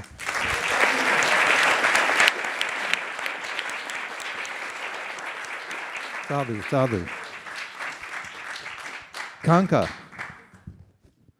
Thank you, Maharaj. Speaking about Srimati Radharani, and as you were reading from the Chaitanya Charitamrita, those verses, it reminded me so much of the talks between Ramananda Roy and Lord Chaitanya, when Lord Chaitanya was asking him, so what's next, what's next, what's next? And of course it came to the highest point of actually the love between Srimati Radharani and Krishna is the highest. Can you say that again? I was thinking of as you were reading the Chaitanya Charitamrita verses, I was thinking also of the talks between Chaitanya Mahaprabhu and Ramananda Roy, how he was giving the different levels and the progression, but of course the highest is the pastimes between Srimati Radharani and Krishna, and Radharani is Madan Mohan Mohini, because she even attracts the attractor of Cupid. Yes, thank you, Kanka. And as we know, there's There's perfect, more perfect, and most perfect. And so there's never a sense at any level of devotional service to Krishna at which one is dedicated that, I'm missing out on something. Every devotee, as Sanatana Goswami points out in the Bhagavatamrita, feels fully satisfied. And one of the ways, when we're able to appreciate the devotional service of others, we also participate in the rewards that they're experiencing and their reciprocation from Krishna through our own appreciation. Now, before we go any further, I was given a special duty to do. Do you want to show the video or not? Okay, I have a video and I apologize for being in it. They showed up at my house with a camera, and then what can I say? It happened. Things happen like that. Yes. Can I just say one more thing? Yes. Also, the distributing Srila Prabhupada's books because Radharani is known as the most compassionate. It's like the drops of Radharani's compassion by distributing Prabhupada's books. Ooh, I like that very much. Thank you.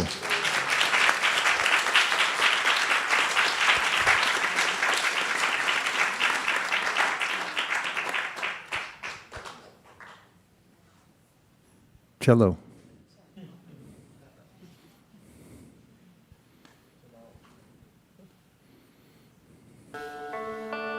It's my great pleasure to introduce you to Gram Vidyadham, a way to preserve the great wealth and legacy of India. What is the great wealth of India? It's knowledge, Sanatan Dharma, knowledge of our higher self, our eternal identity, and our relationship to the Supreme. When that's forgotten, all is lost. No technology, science, or material resources can make up for the loss of Sanatan Dharma. And the knowledge has to be distributed to people all over India and the world. This is India's great gift to the world, but charity begins at home. Villages all over India, which are the mainstay of its culture, are being lost to other ideologies. Now, through Gram Vidyadham, we are placing Srimad Bhagavatam, Bhagavad Gita, Sri Ishapanishad, and Ramayana within these villages, painstakingly going from one to the next and making sure that they go into the Panchayat centers and that they're educational programs for everyone in the village. The result? People are coming alive. They're remembering their culture. They're so happy to read these books. They feel a purpose in life again. Please help us. We are doing this program by the thousands and now tens of thousands. Let's work together. If you donate $200, you will support one village with Vedic knowledge and a teacher who will help to disseminate it to the people in the village so they can support themselves. Thank you very much for helping. Hare Krishna.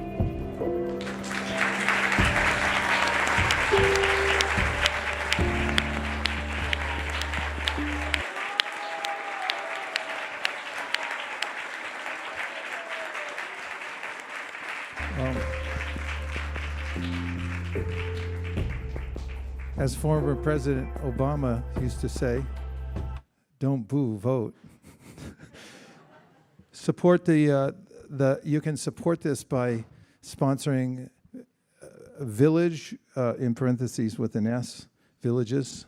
We started yesterday and we're finding it's catching on. Anyone who hears about this, because there's a kind of a sense of erosion of culture taking place on a ground level from the villages of India. Obviously, I'm repeating what I said there. But there's something that we can do about it, and it's really happening.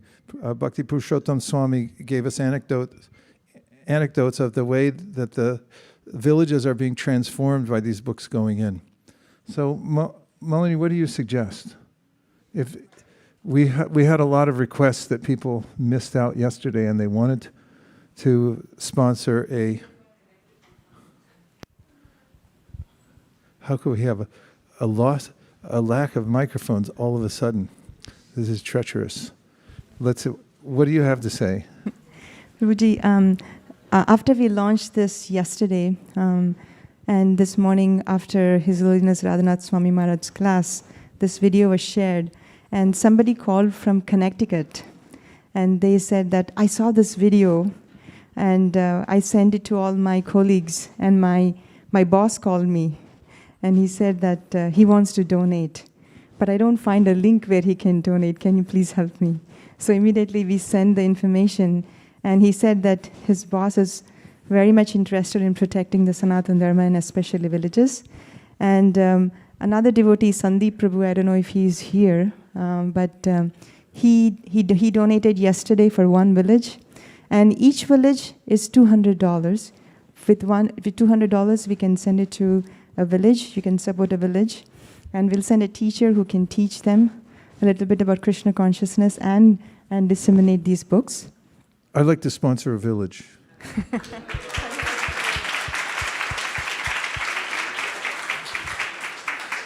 Now you might be wondering, Jagarini has hands up. I won't say anything more. Go ahead. Jagarini Mataji wants to sponsor another village. Danishta, is that you in the back? Look, Danishta's here. All the way in the back. Yes.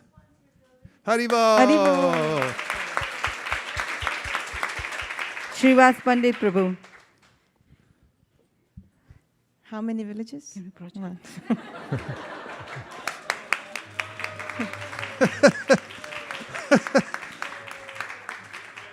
The way love moves crookedly. Okay. Vijay Damodar Prabhu would like to sponsor. Is that a 4 village? Just He went like this. Yeah, he just went. Okay, 5, 10. Okay, so that he said, what can I say? That means he did. No, 10? 4. 4 villages. Thank you.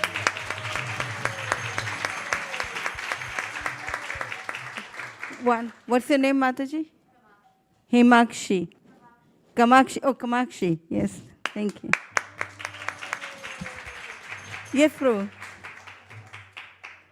Naveen. And how many villages, Prabhu? One. Haribol! Mayank Prabhu? 10 villages. Mother Kanka. 2 villages. Haribol! Naam Smaran Prabhu. 25 villages. Gauranga. Jai Radhe. Haribol!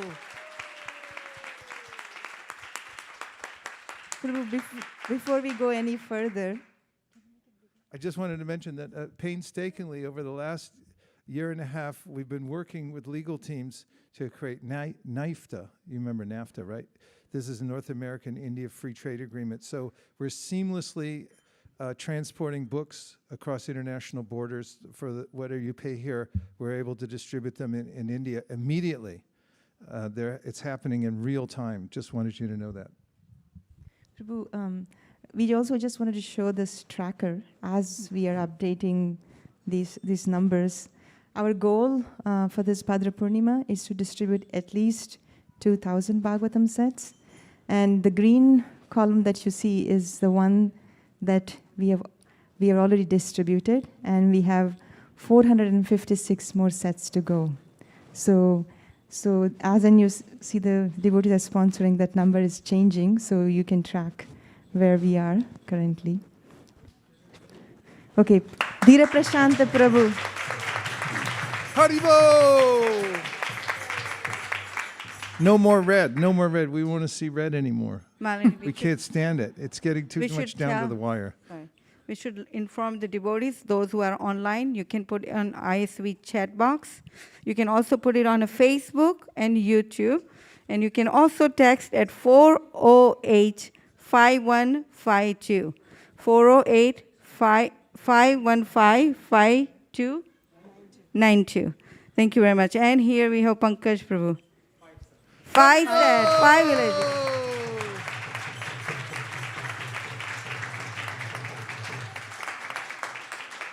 Erase the red. Erase the red. Pavani Bhakti.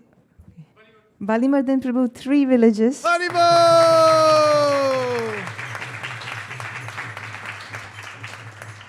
5 Pavani Bhakti Mataji has a special request. And this is not for a village, but Shirley is here. Yes. She wants to sponsor a set of Srimad Bhagavatam for Shirley. Haribo!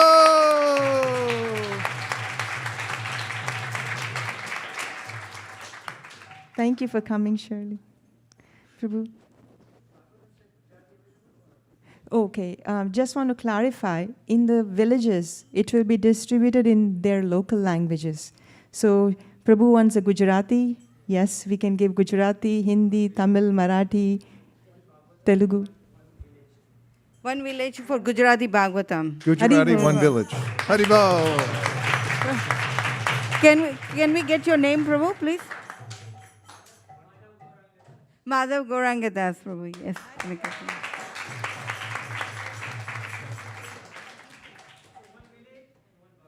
One village and one Bhagavatam. So 2 Bhagavatam.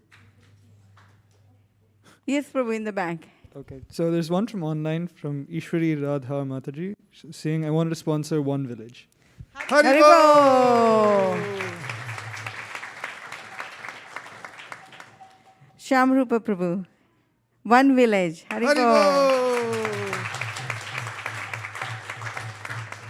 Bhagwati Mataji. One village. Haribo! Rasika Shiromani Devidasi. 10. Haribo!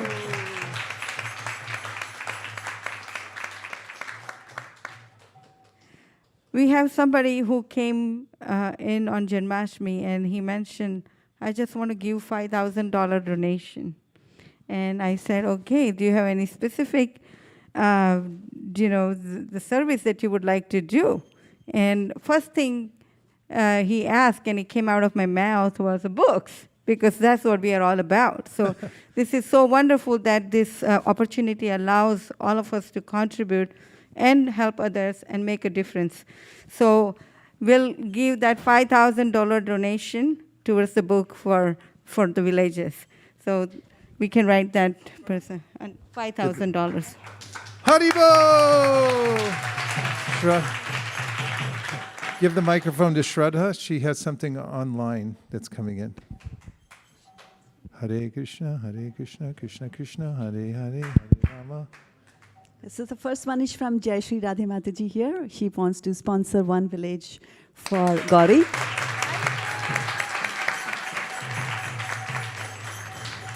And one village for Damodar. So 2 villages from here.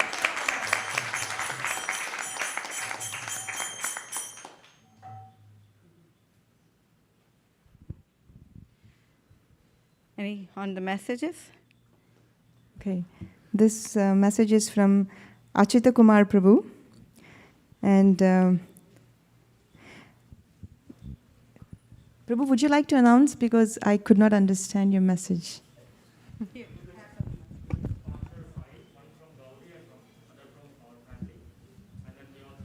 Oh, better use the mic. Yeah. We would like to sponsor total 5 villages, 1 from Gauri and other 4 from our family. And we are seeking blessings of all the devotees for Gauri's well-being. Haribo!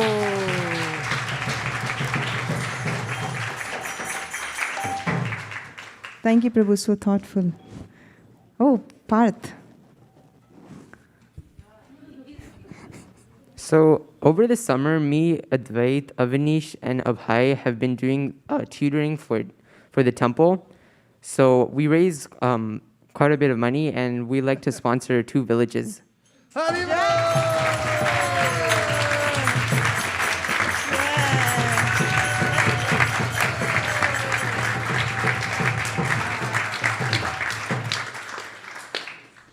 Spiritual entrepreneurship.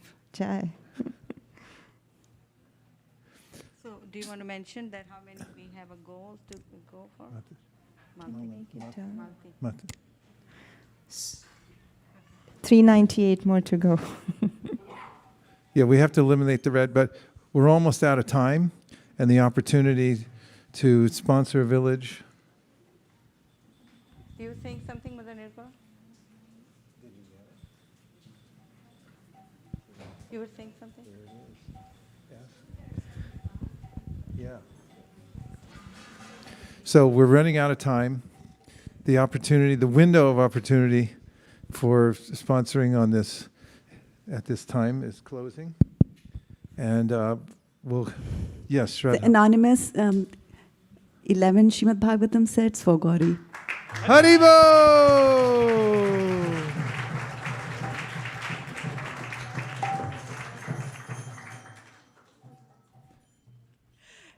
Nikun Sundarai Mataji, 5 villages. Haribo! We can't see the red anymore, and that's making me nervous.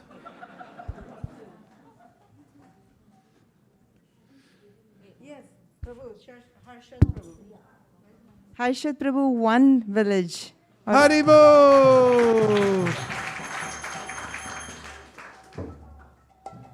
Yes, Prabhu. 1 village. Ram Babu Prabhu, 1 village. Haribo! Okay, everybody can help with the Haribo. Yeah, so 1 for my in-laws and 1 for my parents. Haribo!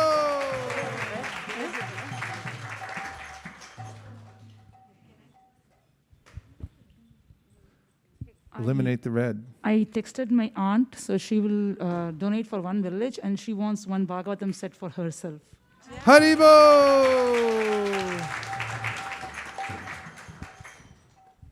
I would like to sponsor 25 for my cousins in India. What? 25 Bhagavatams for my cousins in India. Haribo! So just so everyone can hear, because Kameshwar is very soft, it's a 25 villages for her. 25 Bhagavatam sets. 25 Bhagavatam that she's going to give it to her cousins. Hare Krishna. Cousins. Haribo! Oh, glories to the cousins of India. May they all, every cousin in India, have a Bhagavatam set. No cousin left behind.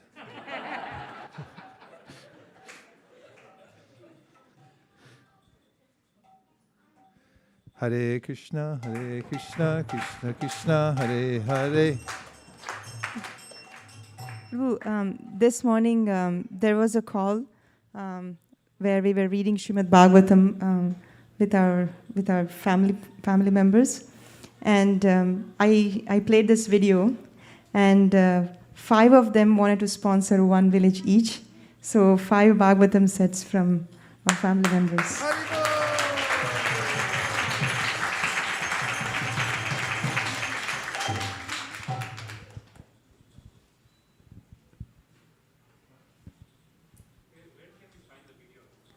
Oh, where can you find this video? It's there on ISKCON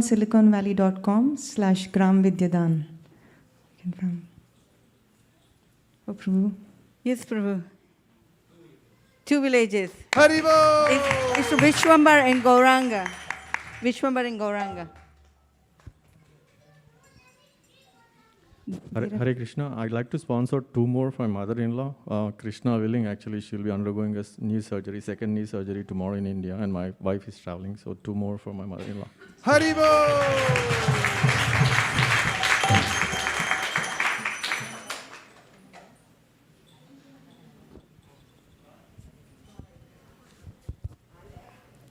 One Bhagavatam set from Archana Singh Mataji. Haribo! One Bhagavatam. Archana Singh. Archana Singh. Archana Singh. Just got a text message from Madhav Govinda Prabhu, and he would like to do 1 village, and he's in Canada.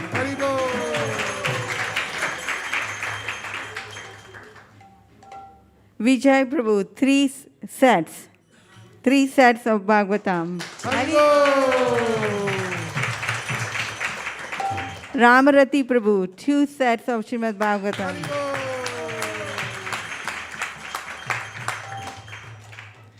Okay. Ananda Baldev Prabhu from Sacramento, Folsom area, he texts that he wants to sponsor 1 village on behalf of his son, Yashdani, and 1 village from Jagannath Priya Mataji.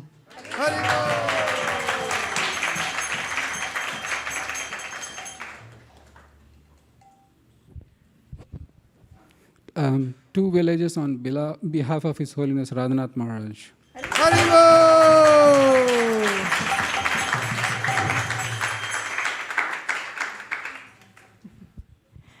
Okay. All right. This is a message from Kautu Garna Prabhu. He was here. Yeah, he was just here. In the other room. And he said that he would like to sponsor for his Grace Vaisesika Prabhu, his Guru Maharaj, and all the devotees over the world. He wants to sponsor 50 villages.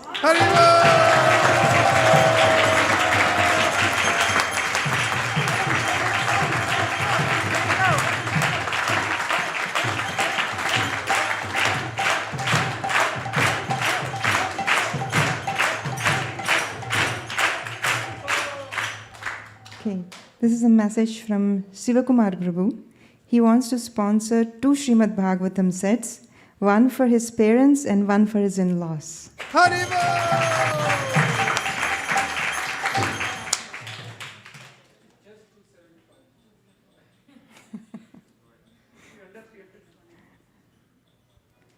Get the red out. Red. Was that Visine? We'll take that. So this is a message from Vishaka Leela Mataji that she would like to sponsor a village and want to personally distribute to her own village in Tamil Nadu. And hopefully this will inspire our family members also to support this project.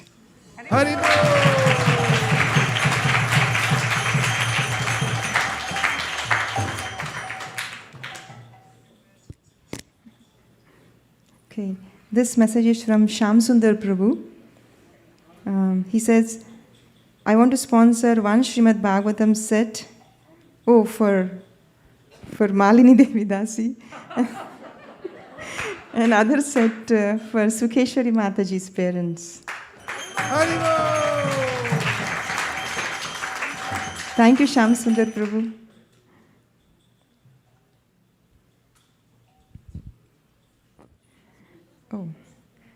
I got a message from Radha Kripa Prabhu.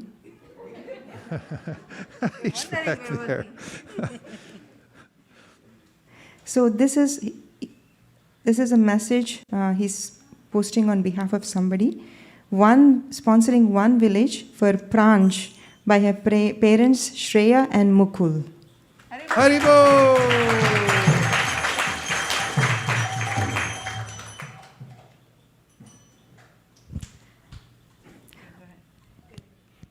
Oh, go ahead, Mataji.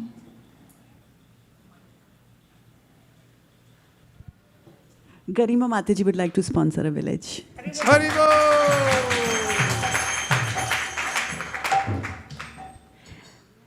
All right. So, on behalf, I want to sponsor 2 villages. One in the name of my maternal grandparents, and other in the name of my paternal grandparents. So 2 sets. Haribo!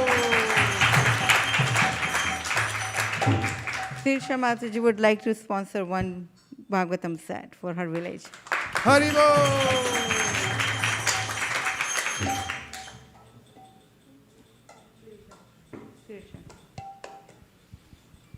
Yes, Prabhu. 2, Prabhu, can you remind me your name, please? Nimesh. Nimesh Prabhu would like to sponsor 2 sets of Bhagavatam. Haribo!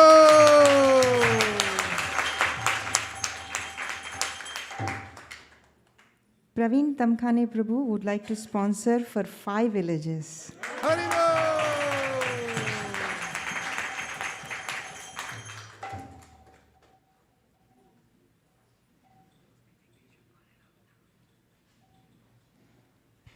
Hare Krishna, Krishna Krishna, Hare Hare, Hare Rama, Hare Rama.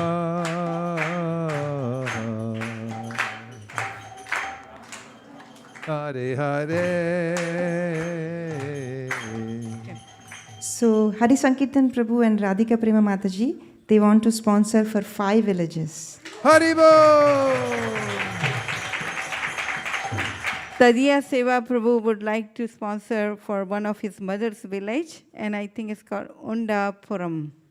Haribo!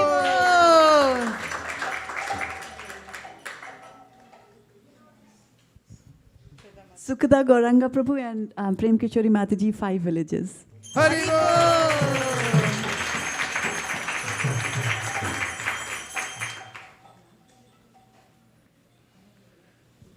Okay. Prabhu, there's also, I don't know how much. So when they place the Seta Bhagavatams in the Panchayat center, then there's a way in which people don't take it for granted. It's only as Radhanath Maharaj this morning was talking about not taking for granted the Bhagavatam, how hard it was to get a copy when they were imprinted on the leaves. And now when we go to these villages and even one set goes into the center, they take it very seriously and it starts to change the culture. They're emboldened. And we're hearing stories. Bhakti Purushottam Swami gave a story about how one of the elder women of the village started promoting the Bhagavatam once it came in. And now she's giving regular classes to the whole village and leading everyone there in the Sanatan Dharma. Just from the one Bhagavatam, they've seen a systemic change in the whole village. So this is the first step to preserving the Sanatan Dharma in India, villages first. And every village makes a huge difference. Prabhu, there's also success story from ISV. It's Krishna Prabhu. Krishna Prabhu, he sent 100 Bhagavatam sets to the villages over last year in Gujarat. And there's a small video, about 2 minutes video. If it's okay, we can play how it's... Yes, and then we're going to have to come to the final end of this. Last opportunity. While they're bringing up the video, we can have opportunity from Balmukunda Prabhu. Is that, you raised your hand? Okay, sir.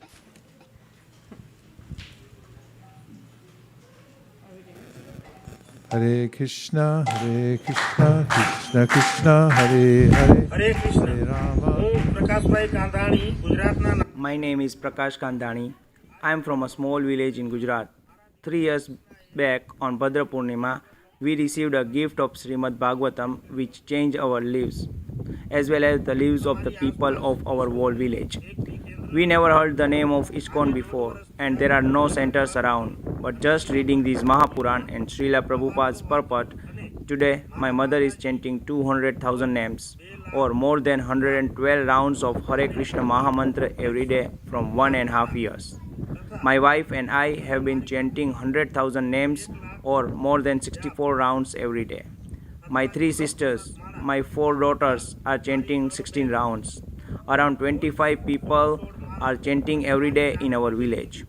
Till now we have distributed around 100 Srimad Bhagavatam sets and most of the people in our village have a set. How are you distributing so many Srimad Bhagavatam sets? My 9-year-old has memorized more than 250 verses. Oh, nice, Mahima. Can you please tell us your favorite verse?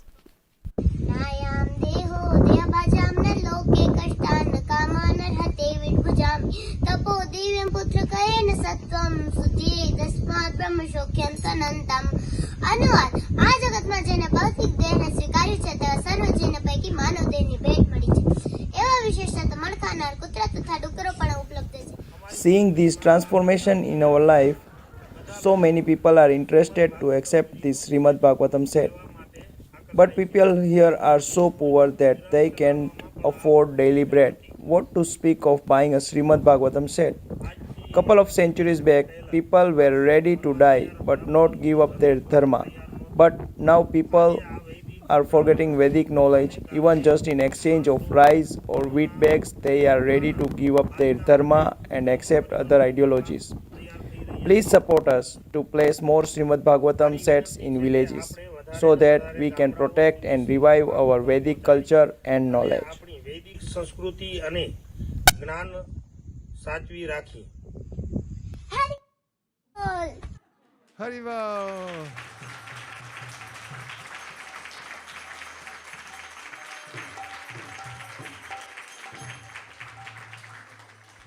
Did you see how strong the women of the village were? They were actually holding those are hard to hold in one, and they're like This is power in India. These people are the salt of the earth. And if they're given the Bhagavatam, which they should be, they should have that in their village front and center, then this can create a tidal wave of spiritual potency all over India. This is so important. So we have to end, and the opportunity is just closing. I'm going to count down Can we from close? 10, and when we get down to 0, it's all over, the opportunity for sponsoring today. We have just one that's going to slip in under the wire here, Shraddha.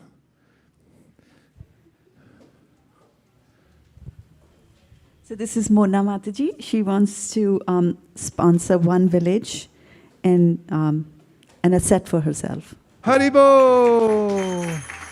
Krishna 10, Krishna 9, Krishna 8.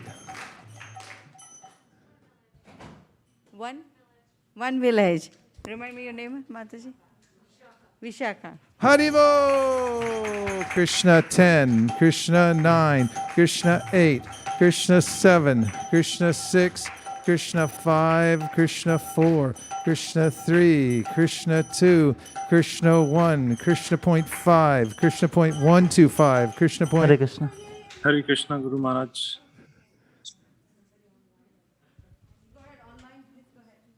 Yeah, online, please go ahead, whoever is speaking. Yeah, Hare Krishna, Guru Maharaj and Guru Ma. This is Vishnurata Dasa. I would like to sponsor one village, and I'm looking for seeking your blessings for me and all the devotees. This is one village sponsorship. Haribo! Prabhu, we missed your name. It's so barely we can read it. If you could say it. Vishnurata Dasa. Vishnurata Dasa. Thank you, Prabhu. Hare Krishna. Haribo. And may we close with the Haldar, Prabhu? That has to be something big.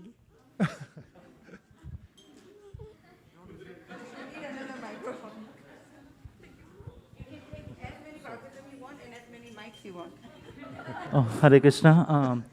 Last year, Krishna, last year we...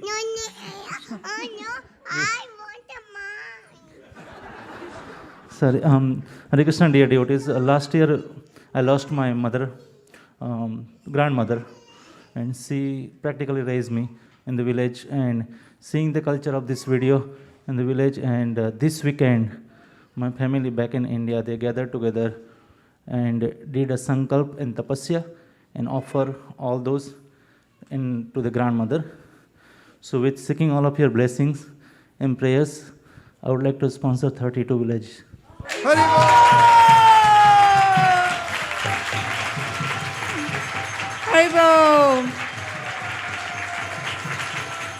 So, Haldar Rupa Prabhu sponsored 32 villages Bhagavatam on honoring his grandmother. Hare Krishna. Haribo! Krishna 10, Krishna 9, last chance, Krishna 8, Krishna 7, Krishna 6. Radhakripa Prabhu wants to sponsor 5 villages in the memory of his mother, Shanti Devi Dasi. Haribo! Krishna 10, Krishna 9, Krishna 8, Krishna 7, Krishna 6, Krishna 5, Krishna 4, Krishna 3, Krishna 2. Yashoda Kripa Prabhu would like to sponsor one set as a gratitude to all the ISV devotees. Haribo! Krishna 10, Krishna 9, Krishna 8, Krishna 7, Krishna 6, Krishna 5, Krishna 4, Krishna 3, Krishna 2, Krishna 1. Mayapur Prabhu.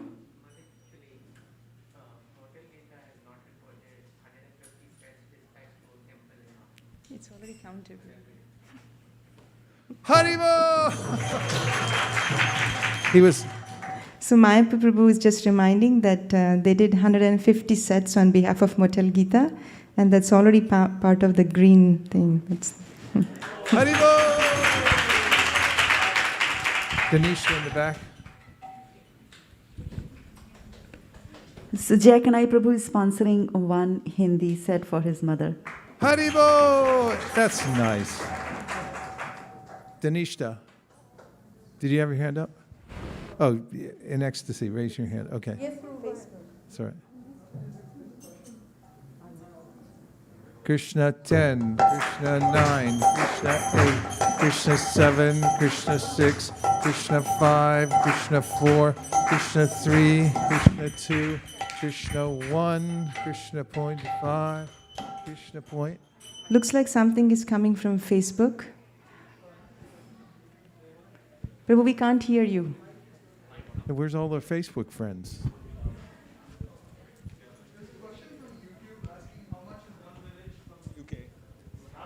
$200. Only. For UK. UK. Let's do the villages in UK now.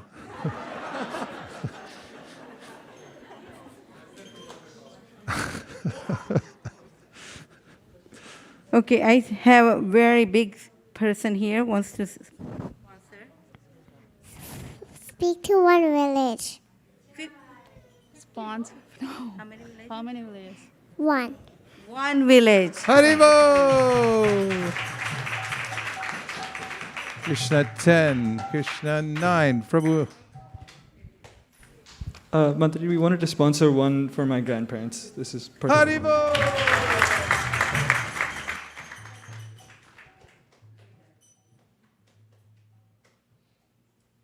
Krishna, this is really it. Krishna 10, Krishna 9. This is Giridhar's parents. They are sponsoring too. Haribo! On behalf of their spiritual master. Jai. Ananda Mataji texted. She said she would like to sponsor one Odia Srimad Bhagavatam to the Jagannath Puri temple of her village in the name of Her Grace Malati Mataji. Haribo!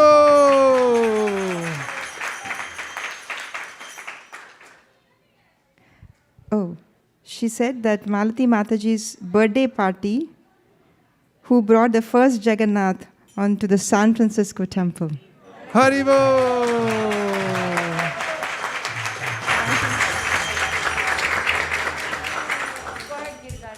Mataji, there's one from Facebook. Kamalakanta Acharya Prabhu says, one village from Kamalakanta and Premarani. Haribo! Okay. Okay, this one, I just wanted to make sure I'm reading it right. But Sanatan Sundaram Prabhu would like to sponsor 100 sets of Bhagavatam.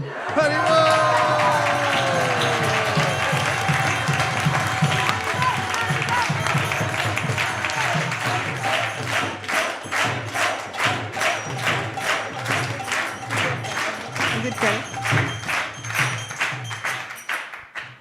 Okay, now it's, thank you so much, Sanatan Sundaram Prabhu. I hope it was not a typo. Oh, yeah, and she confirmed this is for Priya and Sachin. Haribo!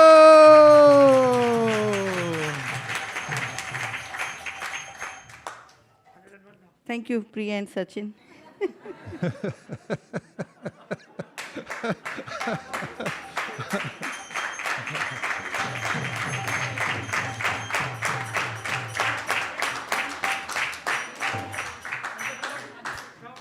Okay, this historic opportunity is coming to a close with the final countdown.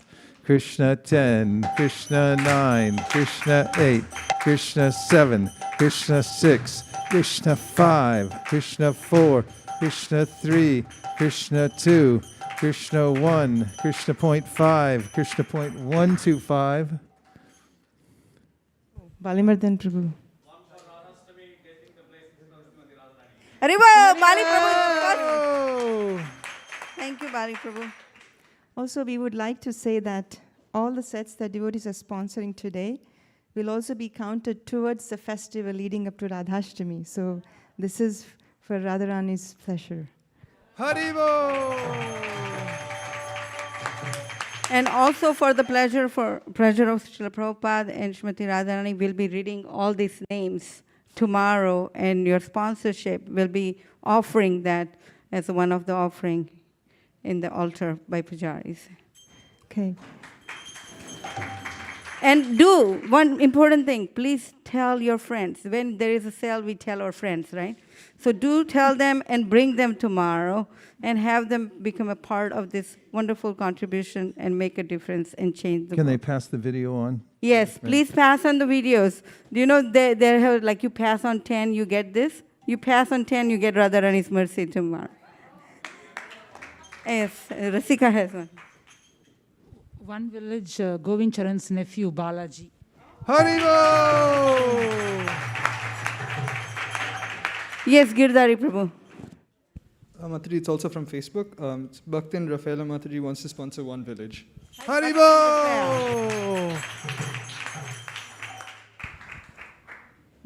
Mayapur Bihari Prabhu wants to sponsor for 5 villages. Haribo! Yes, Giridhari Prabhu. Sorry, Mataji, I didn't specify. She mentioned it was a Telugu Bhagavatam that she wanted to sponsor. Telugu, yes, Telugu Bhagavatam. Also, Malini, if you can just quickly mention how they can make the payment, so then we can also offer their Lakshmi. Yeah. Radhakripa Prabhu would like to sponsor 5 villages. Haribo! On behalf of his Guru Maharaj and Guru Ma.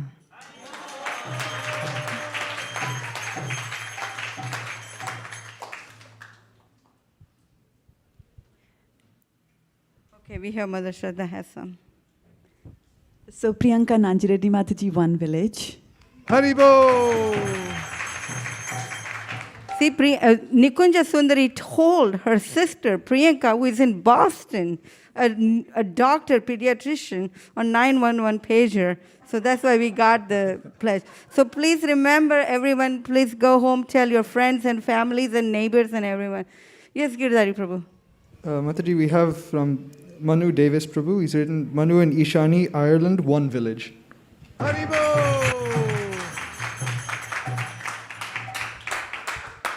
So this is an anonymous.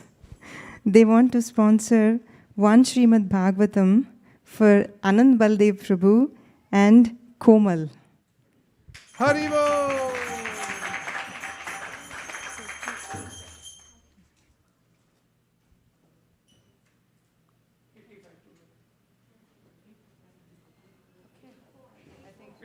So this is from Smita and Nitish, for their parents who have just started the spiritual journey and reading Bhagavad Gita. So one set from them. Haribo!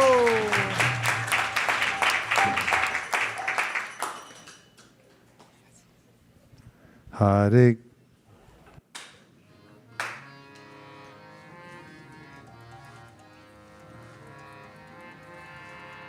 Hare Krishna, Krishna Krishna, Hare Hare, Hare Rama, Rama Rama, Hare Hare.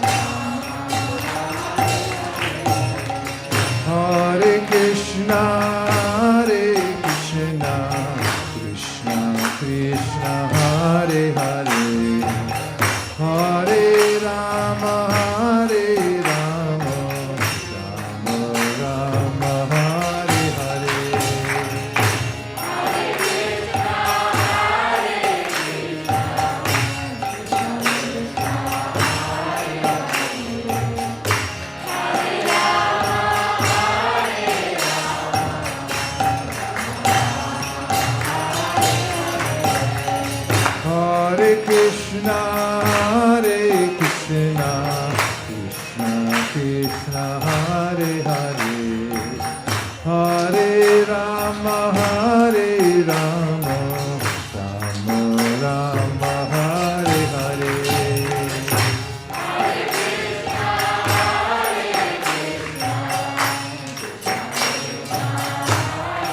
Last darshan.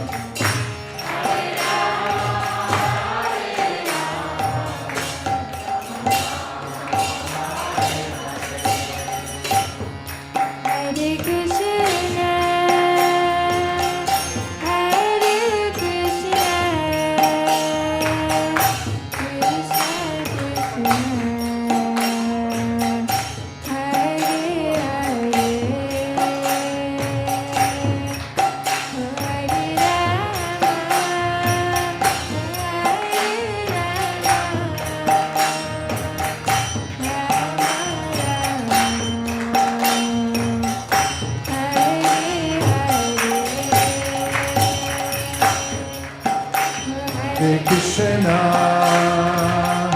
Hare Krishna, Krishna Krishna,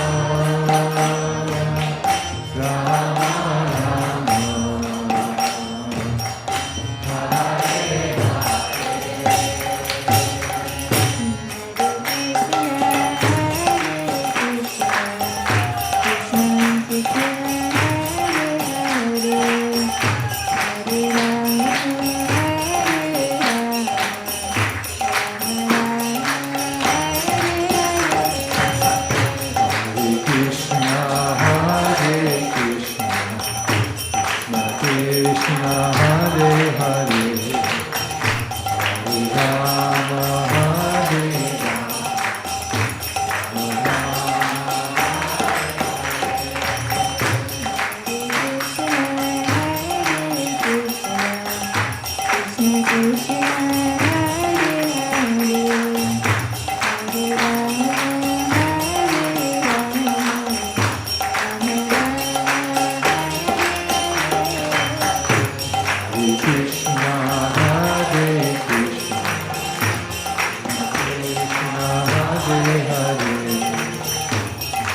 Hare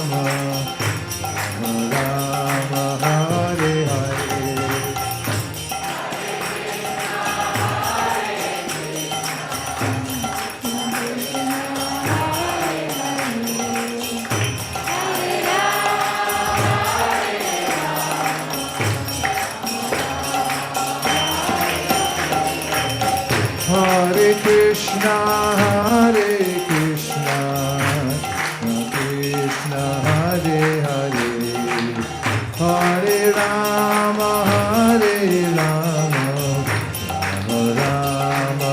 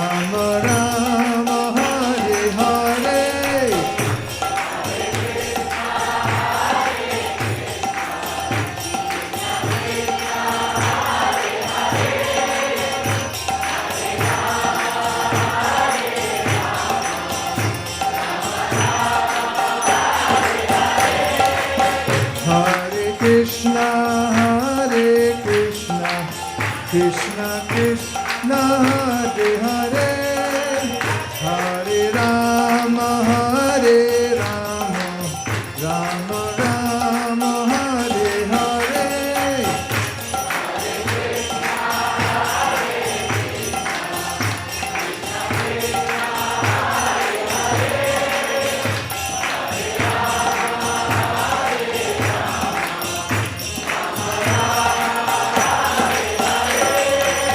Hare Krishna, Hare Krishna, Krishna Krishna, Hare Hare, Hare Rama, Hare Rama, Rama Rama, Hare Hare.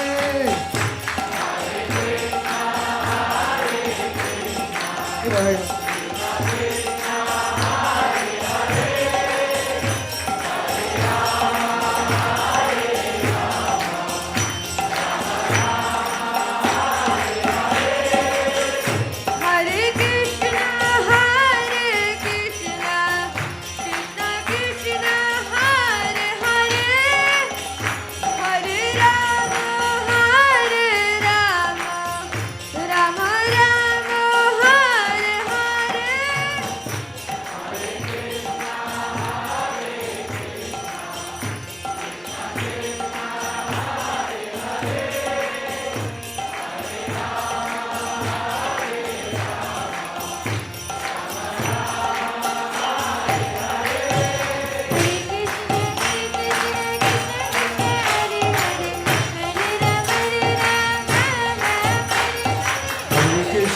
Krishna, Krishna Krishna, Hare Hare, Hare Rama, Rama Hare Hare. Hare Krishna,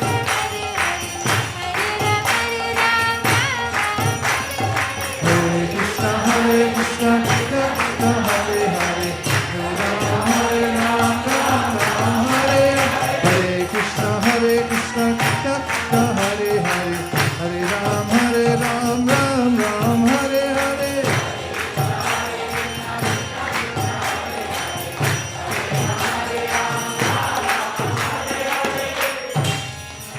Hare Krishna, Hare Krishna, Krishna Krishna, Hare Hare,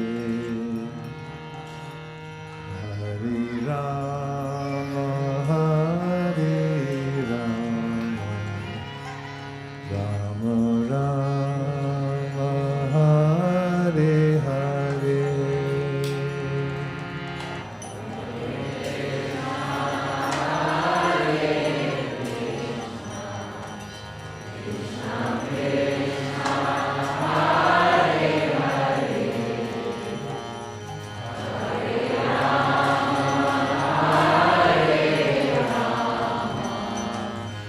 Rama Rama, Hare Hare. Gaur Premanande, Nitai Gaura Hari Bo, Hari Bo, Hari Bo, Nitai Gaura Hari Bo.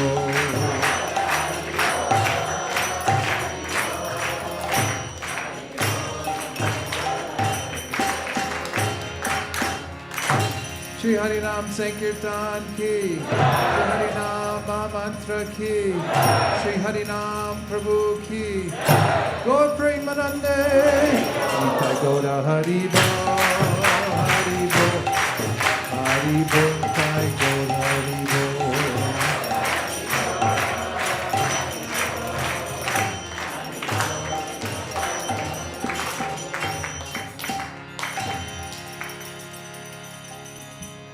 Dear devotees, with love in our hearts, we've worked together today to center our energies on the Srimad Bhagavatam distribution as Prabhupada did. He was one person working alone, writing, publishing, transporting, distributing, and all those who take up his request that please help me are also enveloped in the spiritual energy that Prabhupada created by carrying forth Chaitanya Mahaprabhu's order to distribute this all over the world, to teach whomever one meets about the necessity of spiritual practice. And this is the yajna for the Kali Yuga, is to work together to do good for others all over the world by the very loud chanting of the holy names. Jive Doya Krishna Nam Sarva Sar. The essence of all dharma is to work cooperatively and to very loudly chant the holy names. And as Srila Prabhupada and Srila Bhaktisiddhanta used to point out, the loudest you can make it is through publication of books. It's the Brihat Madanga. Books cannot be denied. And especially when they go in India, it's like establishing a deity. Everybody knows once you put the deity there, nobody can move the property in their right minds. But a lot of people aren't in their right minds. What can be done? Yes. Krishna 10.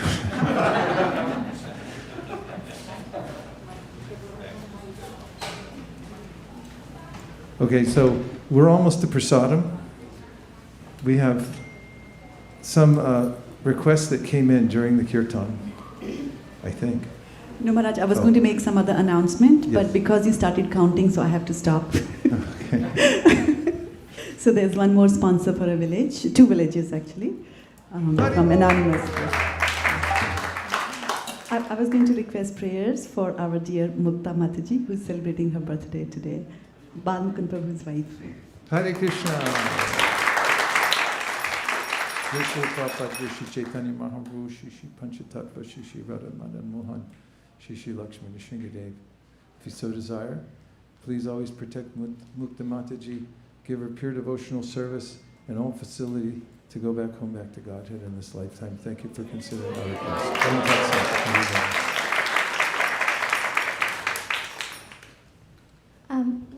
We also had one more sponsor. I apologize, that was for the feast. I thought it was for Bhagavatam. You can tell. You're the MC, by the way. Just stand up and you can tell everybody a few things, if whatever's necessary.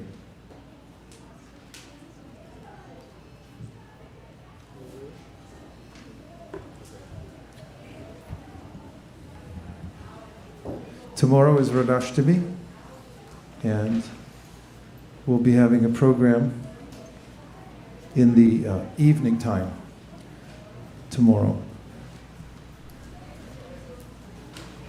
Also,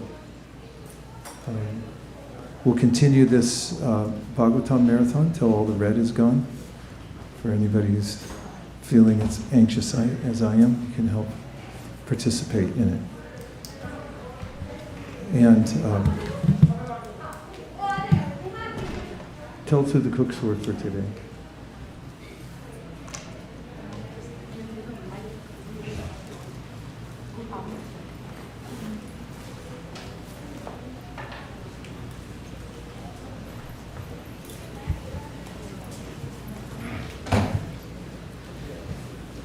Hare Krishna, today's Prasadam was cooked by Ujjvala Vasa Mataji, Babu Rav Prabhu, Kanika Mataji, Kalyani Mataji, Priyanka Mataji, Rima Mataji, Rasamrita Shesha Prabhu, Srini Prabhu, Sri Ram Prabhu, Swati Mataji, Tatya Seva Prabhu, Tripti Mataji, and Upasana Mataji.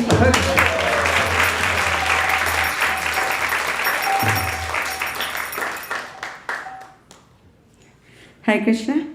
So, Come over. Can you come over here? Yes.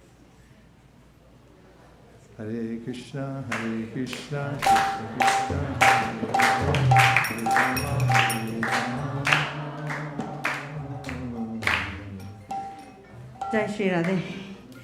Everyone is looking forward to tomorrow, very, very big day, and that's Radhashtami, and we can't wait for all of you to come also. We're going to have our program tomorrow starting 5 p.m.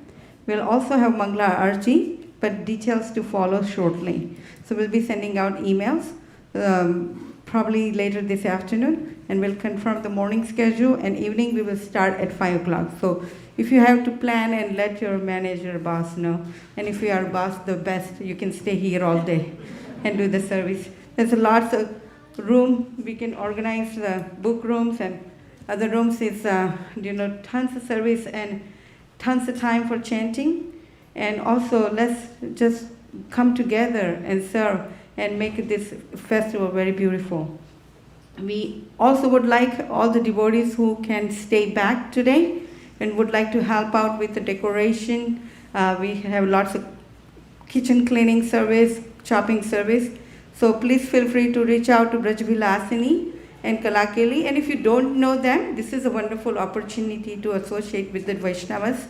And also Sukhamala Mataji, Sham Bhakta Prabhu in the kitchen. So feel free to introduce yourself, get engaged in service, and let's come together and make this service and the festival very beautiful. Also, we are looking for devotees who would like to sponsor the feast tomorrow.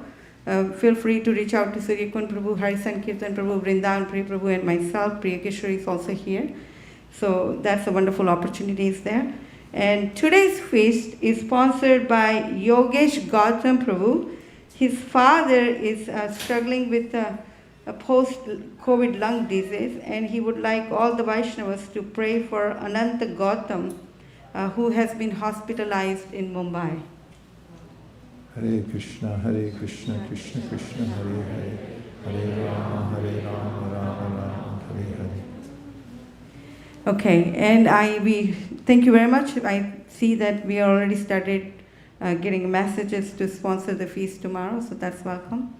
And we will see you all tomorrow. So I'd like to mention that Malati Prabhu, who was observing the deity worship, especially noticed the garland making and the vases, and had said that we had brought it to a special new higher level.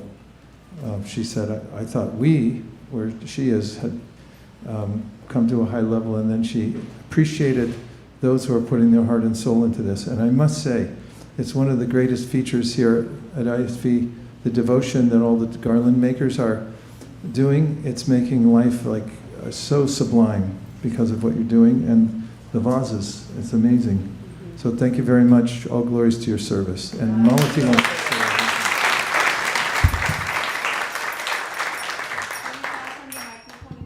more mics up here. Sorry we made everybody sit for hours today. It's like Kumbh Mela or something. It was blissful hours. But I just, yesterday was 9/11 and everybody was like, many people thinking about that. But I would like to let people know that the real 9/11 was 9/11/69 when Srila Prabhupada stepped onto London for the first time. Hare Krishna.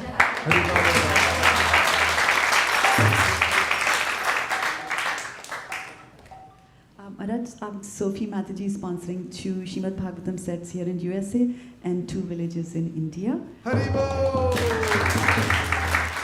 And she's also requesting your prayers for her and for her family who are going through some phases.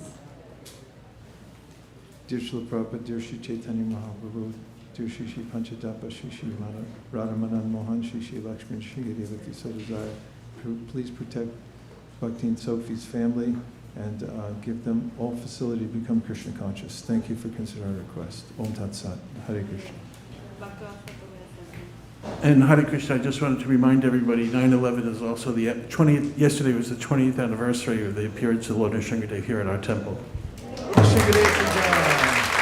Namaste Narasimhaya. Prahlad Maharaja. Hiranyakashipur Vakshaha Shivatangha Nakalaye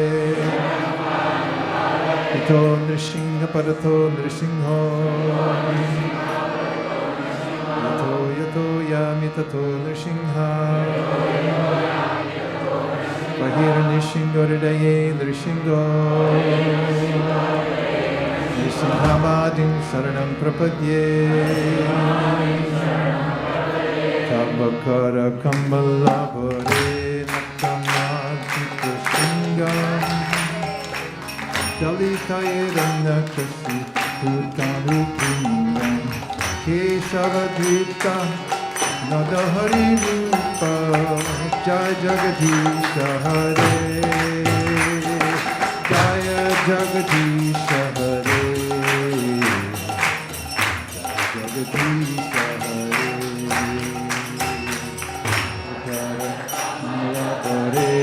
Kamadhuta Shringa Kalita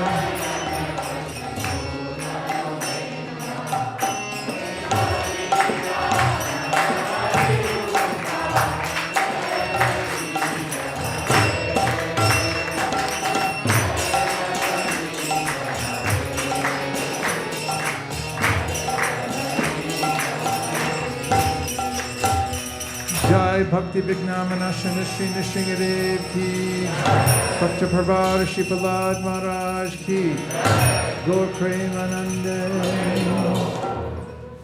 So, we're going to sing the prayers for Prasadam and then we'll see everybody tomorrow.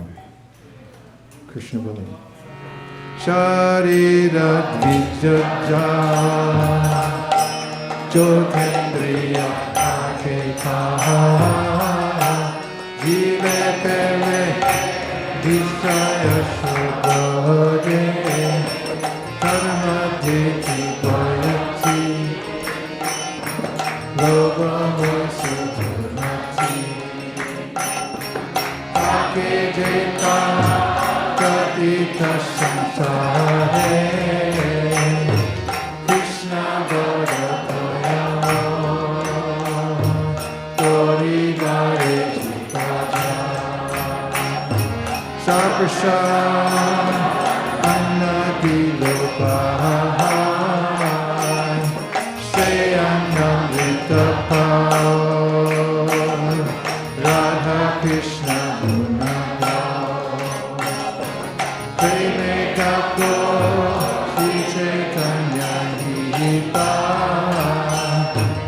Preme Dako Sri Chaitanya Lika Bhavachari Govinde Ramakrami Vaishnave Sattapunya Bhatangate Shakti Madhikayate Prasade Sarvatikana Mandira Shilpajayate Krishna Cheta Soyatu Puripaya Vatista Kripayoga Buddha Satnanda Vasalampara Charchita Utista Bojino Dasa Pravamayam Jayemahi Varhapidam Natavadavapu Yokaniham Vibrat Vasa Kanatapisham Jayanti Shamara Randranteno Adara Sudaya Punayan Gopavrinda Naranyam Swapadaramanam Avisha Pita Kirti Tarbakatam Ritam Tajivanam Vivitam Shapaham Shamanamangalam Sri Marathakam Buddhigranantiye Buddhidajana Krishna Kirtana Prana Martana Kala Pato Jani Vratika Sabhakta Balihamsa Chakra Madhuka Shri Viharaspakam Anandika Bhaganir Bahatume Jiva Marupagani Shri Chaitanya Dayani Heta Valasa Lila Sudaswaruji Krishna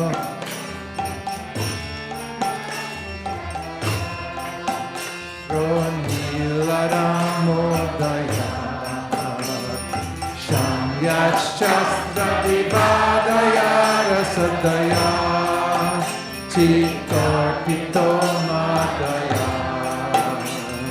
Shashvad Bhakti Vinodaya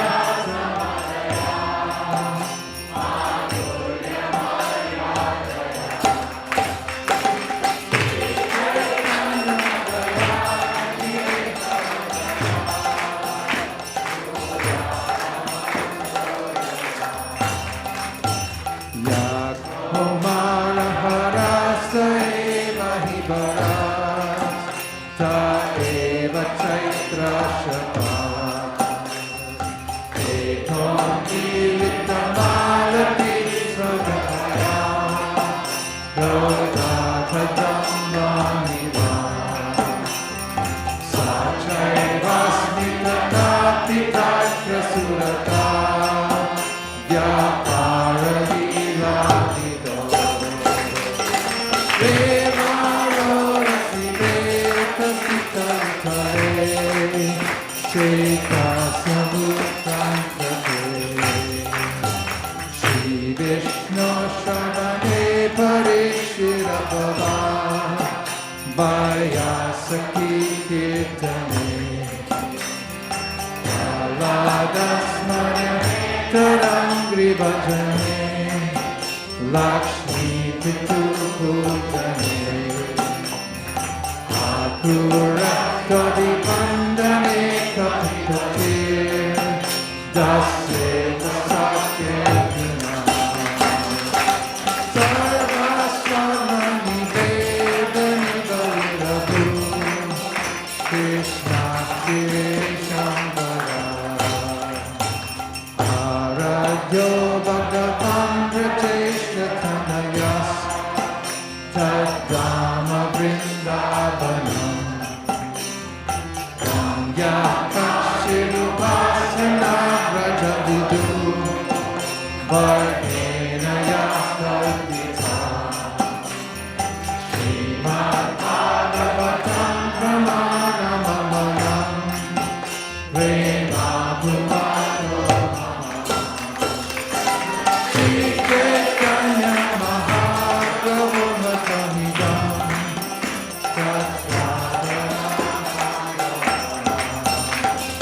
Shri Chaitanya Mahaprabhu Matamidam Tattvadara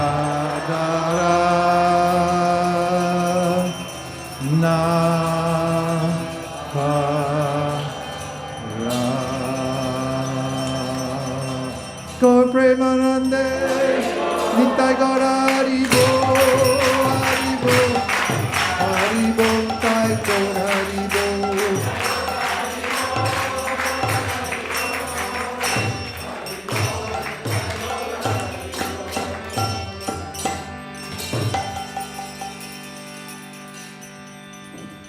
Shri Shri Radha Madan Mohan Ji Ki Jai. Please come take prasadam. Haribo.